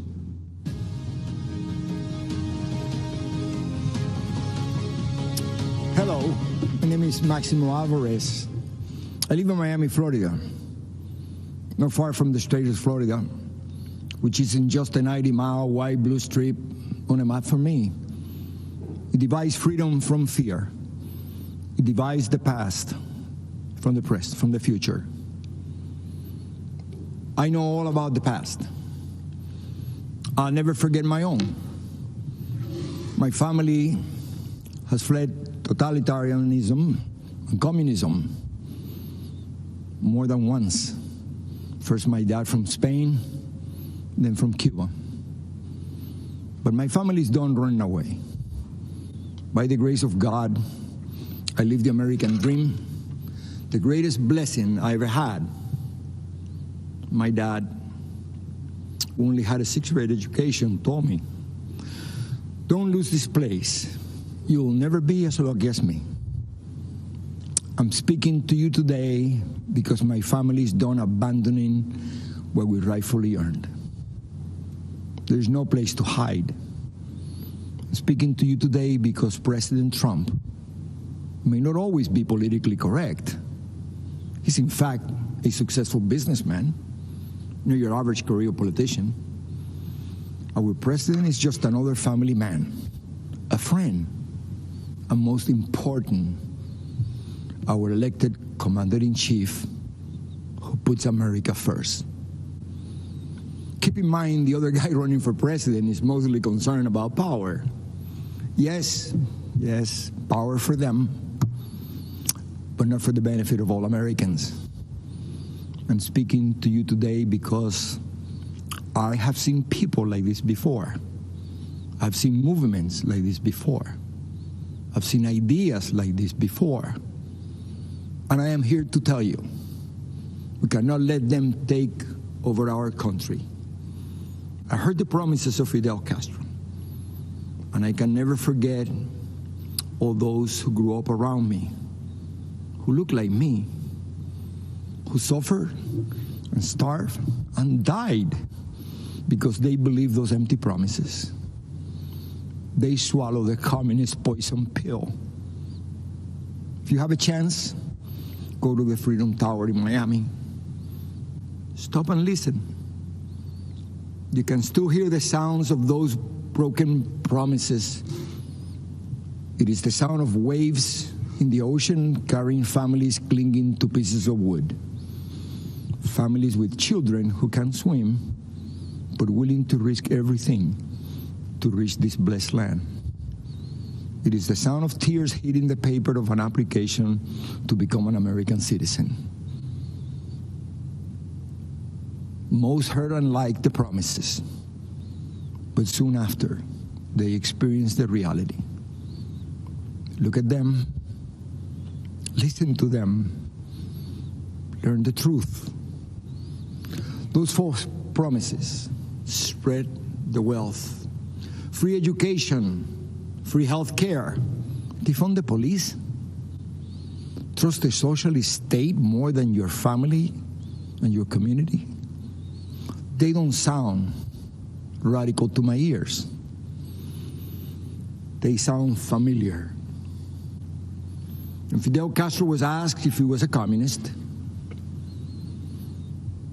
He said he was a Roman Catholic. He knew he had to hide the truth. But the country I was born in is gone, totally destroyed. When I watch the news in Seattle, Chicago, Portland, and other cities, when I see the history being rewritten, when I hear the promises, I've heard echoes of the former life I never wanted to hear again. I see shadows I thought I had outrun. My parents only wanted one person to decide my fate, me. Not some party member, not some government official, not some bureaucrat. In America, I would decide my own future. I am so grateful to America, the place where I was able to build my American dream through hard work and determination. President Trump knows that the American story was written by people just like you and I, who love our country and take risks to build a future for our families and neighbors. I may be a Cuban-born, but I am 100% American. This is the greatest country in the world. And I said this before. If I gave away everything that I have today, it would not equal 1% of what I was given when I came to this great country of ours. The gift of freedom. Right now, it is up to us to decide our fate and to choose freedom over oppression. President Trump, he's fighting the forces of anarchy and communism. And I know he will continue to do just that. And what about his opponent and the rest of the DC swamp? I have no doubt they will hand the country over to those dangerous forces. You and I will decide. And here's what I've decided. My decision is very easy. I choose President Trump because I choose America. I choose freedom. I still hear my dad.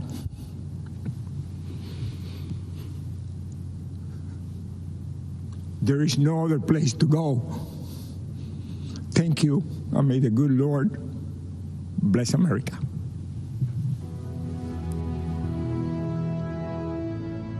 The Democrats are just going more and more left. Many positive about socialism, liking it more than capitalism. Many of the ideas we fought for that were considered radical are now mainstream. The compromise that they came up with, if implemented, will make Biden the most progressive president since FDR.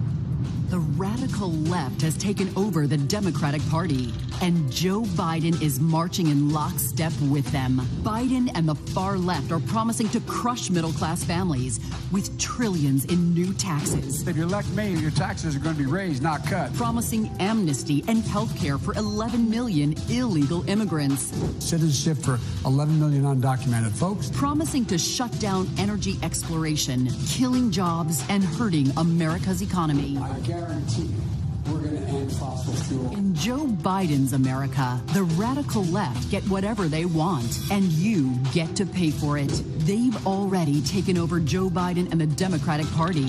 Don't let them take over America.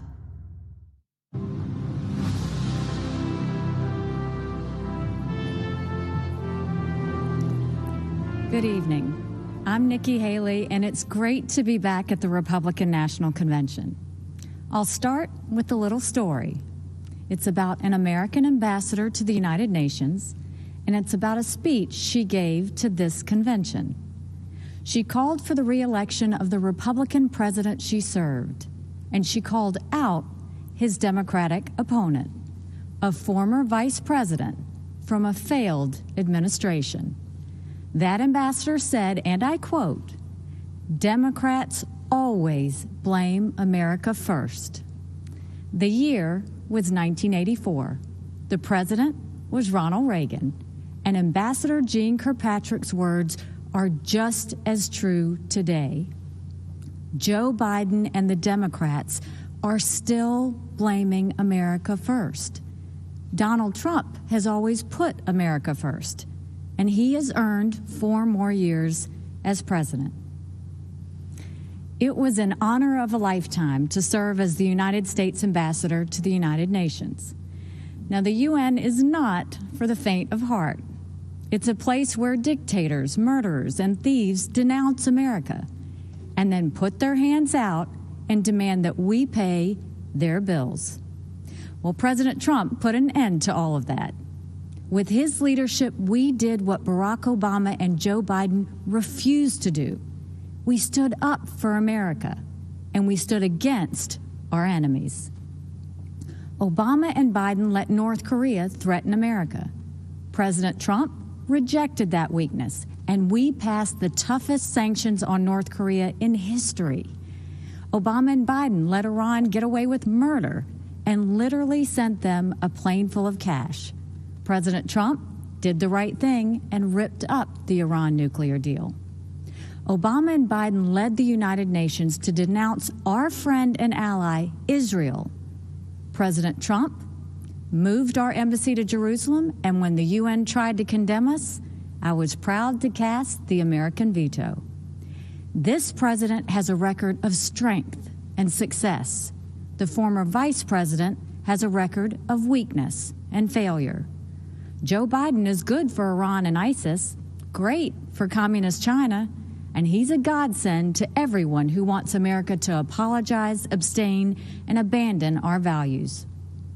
Donald Trump takes a different approach. He's tough on China, and he took on ISIS and won, and he tells the world what it needs to hear. At home, the president is the clear choice on jobs and the economy. He's moved America forward, while Joe Biden has held America back. When Joe was VP, I was governor of the great state of South Carolina. We had a pretty good run. Manufacturers of all kinds flocked to our state from overseas, creating tens of thousands of American jobs. People were referring to South Carolina as the beast of the Southeast, which I loved. Everything we did happened in spite of Joe Biden and his old boss. We cut taxes, they raised them. We slashed red tape, they piled on more mandates. And when we brought in good-paying jobs, Biden and Obama sued us. I fought back, and they gave up. A Biden-Harris administration would be much, much worse. Last time, Joe's boss was Obama. This time, it would be Pelosi, Sanders, and the squad. Their vision for America is socialism, and we know that socialism has failed everywhere. They want to tell Americans how to live and what to think. They want a government takeover of health care. They want to ban fracking and kill millions of jobs. They want massive tax hikes on working families. Joe Biden and the socialist left would be a disaster for our economy. But President Trump is leading a new era of opportunity. Before Communist China gave us the coronavirus, we were breaking economic records left and right. The pandemic has set us back, but not for long. President Trump brought our economy back before, and he will bring it back again. There's one more important area where our president is right. He knows that political correctness and cancel culture are dangerous and just plain wrong. In much of the Democratic Party, it's now fashionable to say that America is racist. That is a lie. America is not a racist country. This is personal for me. I am the proud daughter of Indian immigrants. They came to America and settled in a small southern town. My father wore a turban. My mother wore a sari. I was a brown girl in a black and white world. We faced discrimination and hardship, but my parents never gave in to grievance and hate. My mom built a successful business. My dad taught 30 years at a historically black college, and the people of South Carolina chose me as their first minority and first female governor. America is a story that's a work in progress. Now is the time to build on that progress and make America even freer, fairer, and better for everyone. That's why it's so tragic to see so much of the Democratic Party turning a blind eye towards riots and rage. The American people know we can do better. And of course we value and respect every black life. The black cops who've been shot in the line of duty, they matter. The black small business owners who've watched their life's work go up in flames, they matter.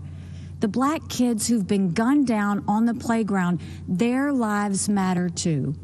And their lives are being ruined and stolen by the violence on our streets. It doesn't have to be like this. It wasn't like this in South Carolina 5 years ago. Our state came face to face with evil. A white supremacist walked into Mother Emanuel Church during Bible study. 12 African Americans pulled up a chair and prayed with him for an hour. Then he began to shoot. After that horrific tragedy, we didn't turn against each other. We came together, black and white, Democrat and Republican. Together, we made the hard choices needed to heal and removed a divisive symbol peacefully and respectfully. What happened then should give us hope now. America isn't perfect, but the principles we hold dear are perfect. If there's one thing I've learned, it's that even on our worst day, we are blessed to live in America. It's time to keep that blessing alive for the next generation. This president and this party are committed to that noble task. We seek a nation that rises together, not falls apart in anarchy and anger. We know that the only way to overcome America's challenges is to embrace America's strengths.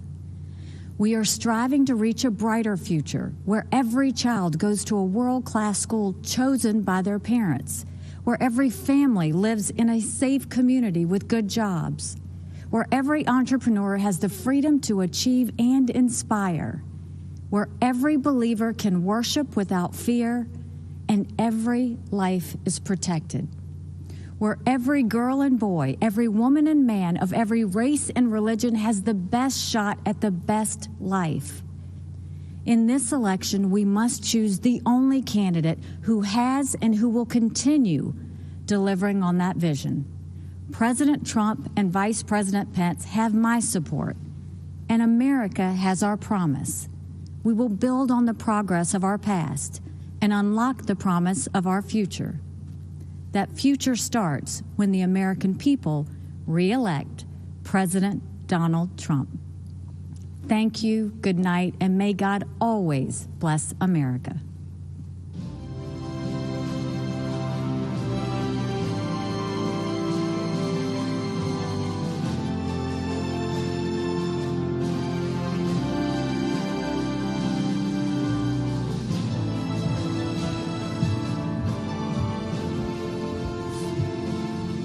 Good evening, America. I'm Donald Trump Jr. We're here tonight to talk about the great American story, to talk about this country we all love, this land of promise and opportunity, of heroes and greatness. Just a few short months ago, we were seeing the American dream become a reality for more of our citizens than ever before. The greatest prolonged economic expansion in American history, the lowest unemployment rate in nearly 50 years. The lowest unemployment rates ever for Black Americans, Hispanic Americans, women, and pretty much every other demographic group. And then, courtesy of the Chinese Communist Party, the virus struck. The president quickly took action and shut down travel from China. Joe Biden and his Democrat allies called my father a racist and a xenophobe for doing it. They put political correctness ahead of the safety and security of the American people. Fortunately, as the virus began to spread, the president acted quickly and ensured ventilators got to hospitals that needed them most. He delivered PPE to our brave frontline workers, and he rallied the mighty American private sector to tackle this new challenge. There's more work to do, but there is a light at the end of the tunnel. Job gains are outpacing what the so-called experts expected. But Biden's radical left-wing policies would stop our economic recovery cold. He's already talking about shutting the country down again. It's madness. Democrats claim to be for workers, but they've spent the entire pandemic trying to sneak a tax break for millionaires in Democrat states into the COVID relief bill. Then they attacked my father for suspending the payroll tax for middle-class workers. In fact, if you think about it, Joe Biden's entire economic platform seems designed to crush the working man and woman.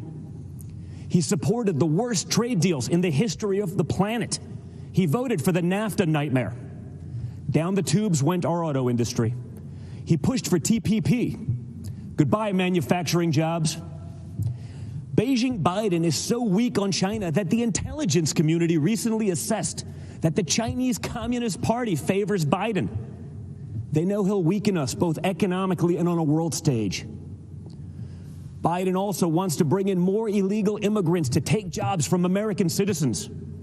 His open border policies would drive wages down for Americans at a time when low-income workers were getting real wage increases for the first time in modern history. He's pledged to repeal the Trump tax cuts, which were the biggest in our country. After 8 years of Obama and Biden's slow growth, Trump's policies have been like rocket fuel to the economy and especially to the middle class. Biden has promised to take that money back out of your pocket and keep it in the swamp. That makes sense, though, considering Joe Biden is basically the Loch Ness Monster of the swamp. For the past half century, he's been lurking around in there. He sticks his head up every now and then to run for president. Then he disappears and doesn't do much in between. So if you're looking for hope, look to the man who did what the failed Obama-Biden administration never could do and built the greatest economy our country has ever seen. And President Trump will do it again. We will be stronger than ever because when we put our mind to it, there is no obstacle that America can't surmount.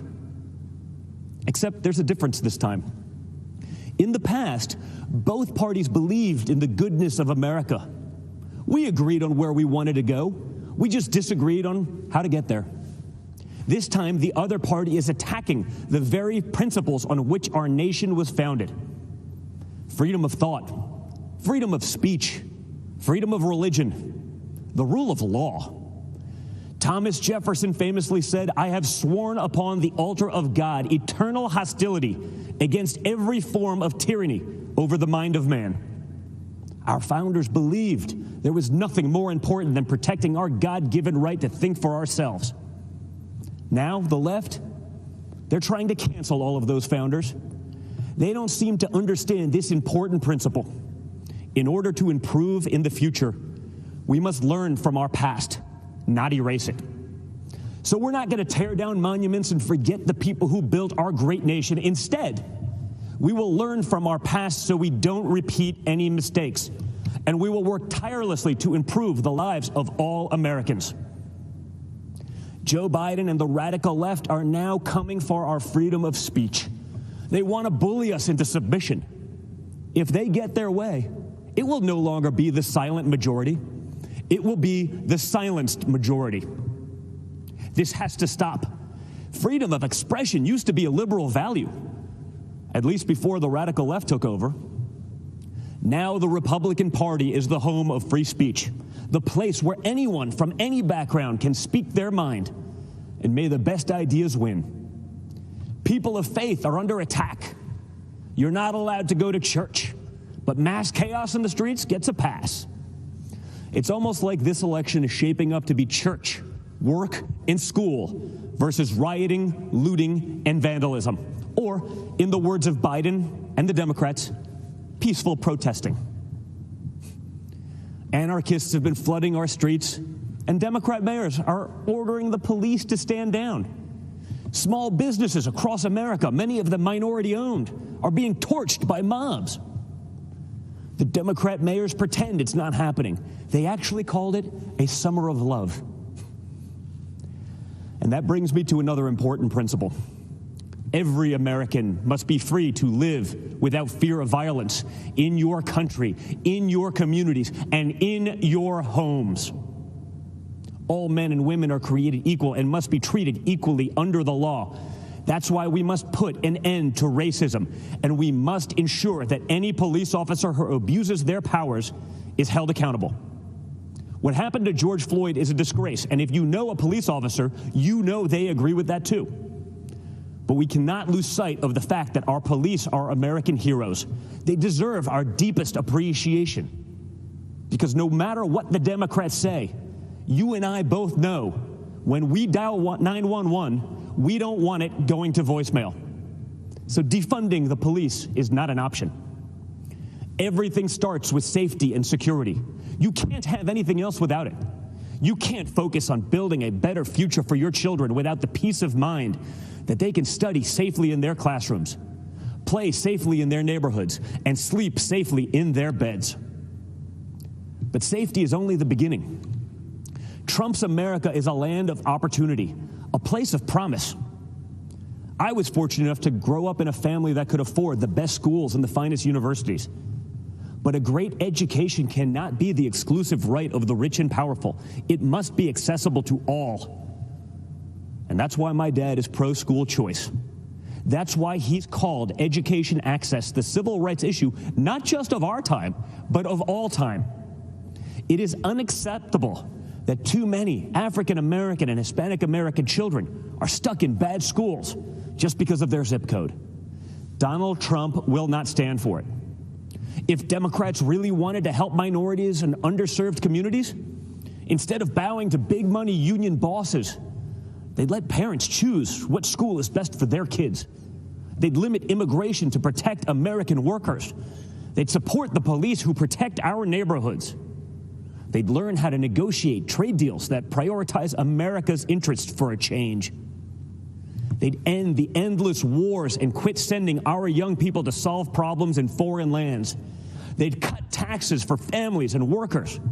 They'd create opportunity zones that drive investment into inner cities. In other words, if Democrats cared for the forgotten men and women of our country, they'd do exactly what President Trump is doing. America is the greatest country on earth, but my father's entire worldview revolves around the idea that we can always do even better. Imagine the life you want to have, one with a great job, a beautiful home, a perfect family. You can have it. Imagine the country you want to live in, one with true equal opportunity, where hard work pays off and justice is served with compassion and without partiality. You can have it. Imagine a world where the evils of communism and radical Islamic terrorism are not given a chance to spread, where heroes are celebrated and the good guys win. You can have it. That is the life. That is the country. That is the world that Donald Trump and the Republican Party are after. And yes, you can have it. Because unlike Joe Biden and the radical left Democrats, our party is open to everyone. It starts by rejecting radicals who want to drag us into the dark and embracing the man who represents a bright and beautiful future for all. It starts by re-electing Donald J. Trump, President of the United States. Thank you, and God bless America.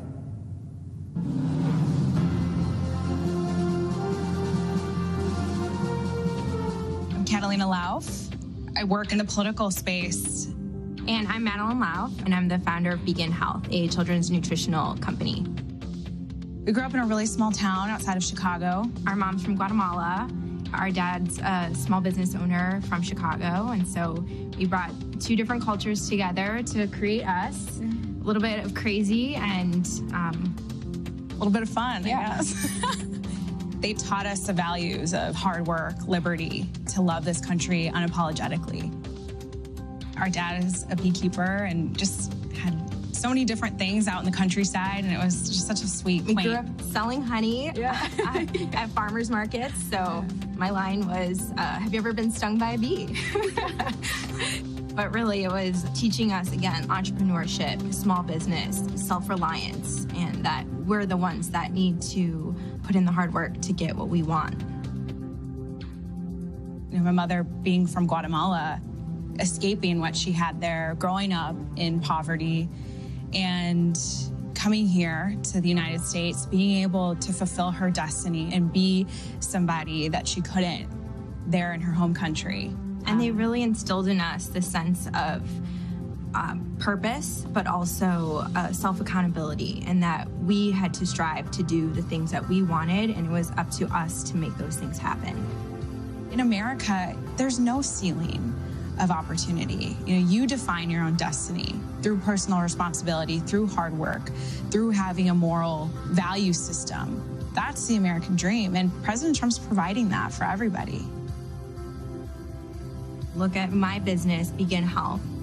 As a small startup that is growing and launching, we are constantly trying to innovate, and the big challenge that COVID brought that we just didn't see coming was that just almost everything kind of just shut down.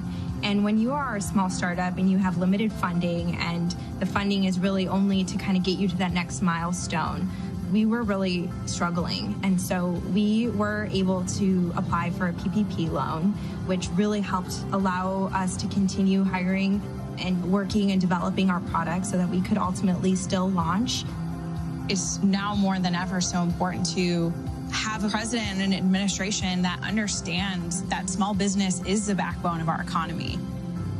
Tax Cuts and Jobs Act was huge. Manufacturing, deregulation, fair trade. These are things that affected real Americans. We have a champion in the Oval Office who has this business background. He actually understands the need for small businesses like my sisters to survive. We aren't the stereotypical conservative. I mean, we come from Hispanic descent, and we're millennial women, and that's not what the media wants. And so somebody like AOC, Alexandria Ocasio-Cortez, this far left, these women come out with these very, very destructive political ideologies that are trying to infiltrate millennials and the next generation. I've decided to step up and say, well, we need a counter voice to these women. There has been an assault on capitalism, just generally. And I think it's very scary to imagine a Biden world where the progressive wing ideas are starting to take front and center stage. You know, that will really choke the American economy. There will be over-regulation, over-taxation. It's very hard to innovate through those two things. And ultimately, what's really sad is the thought of, you know, making all of us dependent on the government. And we are not going to allow that. I've seen a lot of moderates, a lot of people now changing over because of everything that's been happening. This is a taste of Biden's America. I mean, the rioting, the crime, freedom is at stake now, and this is going to be the most important election of our lifetime. We want to preserve the America that our mother came here for.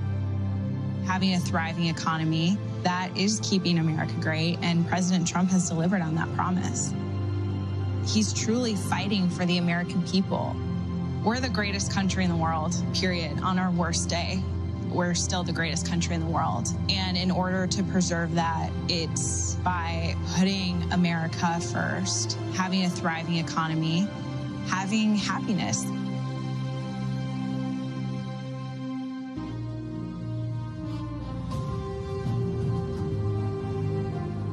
Good evening. I'm Senator Tim Scott from the great state of South Carolina. To all of you tuning in and participating in the political process, God bless you. This isn't how I pictured tonight, but our country is experiencing something none of us envisioned. From a global pandemic to the deaths of George Floyd and Breonna Taylor, 2020 has tested our nation in ways we haven't seen for decades. But regardless of the challenges presented to us, every 4 years, Americans come together to vote, to share stories of what makes our nation strong and the lessons we have learned that can strengthen it for further generations. Because while this election is between Donald Trump and Joe Biden, it is not solely about Donald Trump and Joe Biden. It's about the promise of America.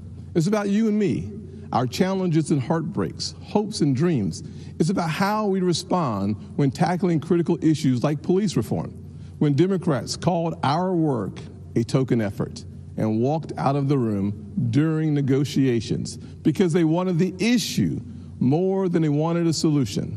Do we want a society that breeds success or a culture that cancels everything it even slightly disagrees with? I know where I stand because, you see, I am living my mother's American dream. My parents divorced when I was 7 years old, and we moved in with my grandparents into a 2-bedroom home with me, my mom, and my brother sharing a room and one bed. My mom worked 16 hours a day to keep food on the table and a roof over our heads. She knew that if we could find the opportunity, bigger things would come. I thought I had to use football to succeed in life, and my focus on academics faded away. My freshman year, I failed out. I failed 4 subjects: Spanish, English, world geography, and even civics. Trust me, though, after 7 years in the Senate, I know I'm not the only one in Congress who failed civics. But even while I was failing the 9th grade, my mother always said to me, "Timmy, if you would just shoot for the moon, even if you miss, you'll be among the stars." She never lost faith in me, even when I lost faith in myself. Because of her encouragement, I went to summer school and caught up. The next year, I met my mentor, John Moniz, a Chick-fil-A operator. John saw something in me that I could not see in myself and started teaching me valuable life lessons. Like having a job would be a good thing, but creating jobs would be even better. That having an income could change my lifestyle, but creating a profit could change my community. He planted the seeds of what would become Opportunity Zones.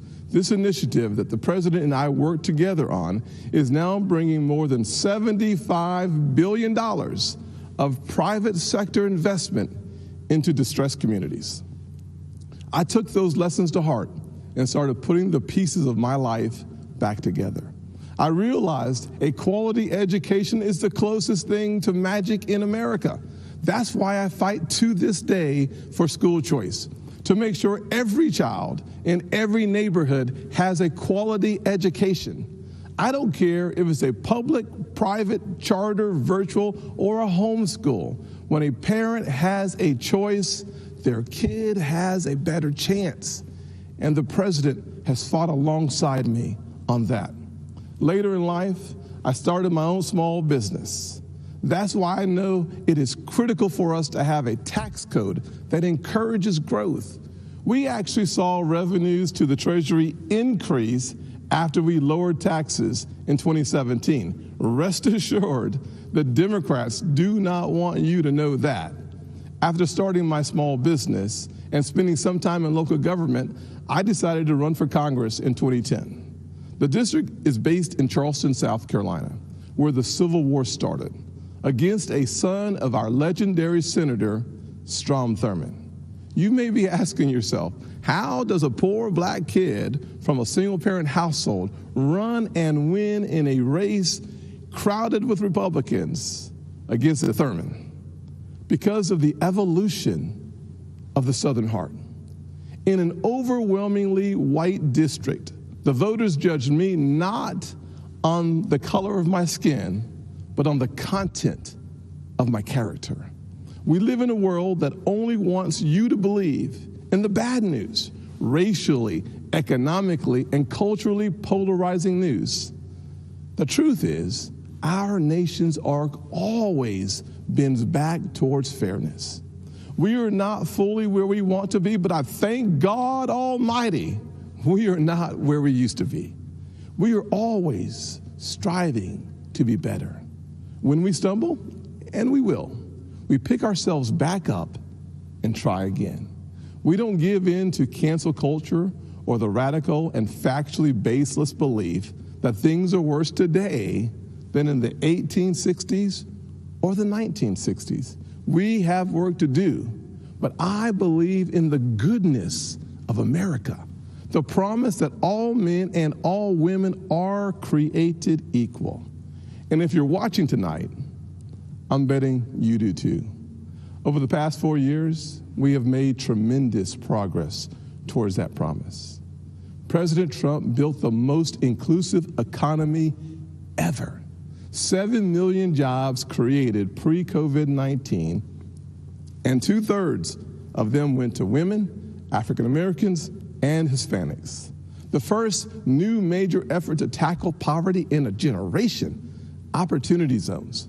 We put hard-earned tax dollars back in people's pockets by cutting their taxes, especially for single-parent households like the one I grew up in, cutting single mothers' taxes 70% on average. President Trump supported these tax cuts for those single moms and other working families and signed these policies into law, and our nation is better off for it.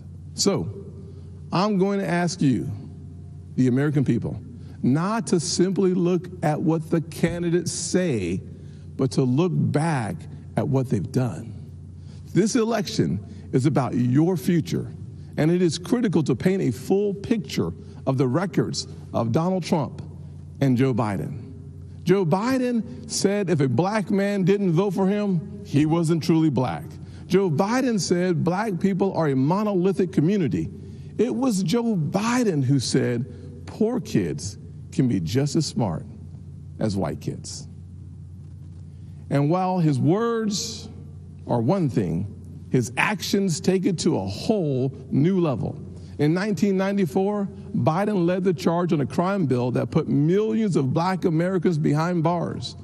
President Trump's criminal justice reform law fixed many of the disparities Biden created and made our system more fair and just for all Americans. Joe Biden also failed our nation's historically black colleges and universities, heaping blame on them as they fought to ensure our young folks had access to higher education. Once again, to clean up Joe Biden's mess, President Trump signed into law historically high funding for HBCUs, as well as a bill to give them permanent funding for the first time ever. And now Joe Biden wants to come for your pocketbooks. Unless, of course, you're a blue state millionaire. I'm serious. That's one of their solutions for the pandemic. They want to take more money from your pocket and give it to Manhattan elites and Hollywood moguls so they get a tax break. Republicans, however, passed President Trump's once-in-a-generation tax reform bill that lowered taxes for single moms, working families, and those in need. So when it comes to what Joe Biden says he'll do, look at his actions. Look at his policies. Look at what he already did and what he didn't do while he's been in Washington for 47 years. Ladies and gentlemen, people don't always see those failures because they think we're having a policy debate on two sides of an issue. That is not what is happening. Our side is working on policy, while Joe Biden's radical Democrats are trying to permanently transform what it means to be an American. Make no mistake, Joe Biden and Kamala Harris want a cultural revolution, a fundamentally different America. If we let them, they will turn our country into a socialist utopia. And history has taught us that path only leads to pain and misery, especially for hardworking people hoping to rise. Instead, we must focus on the promise of the American journey. I know that journey well. My grandfather's 99th birthday would have been tomorrow. Growing up, he had to cross the street if a white person was coming.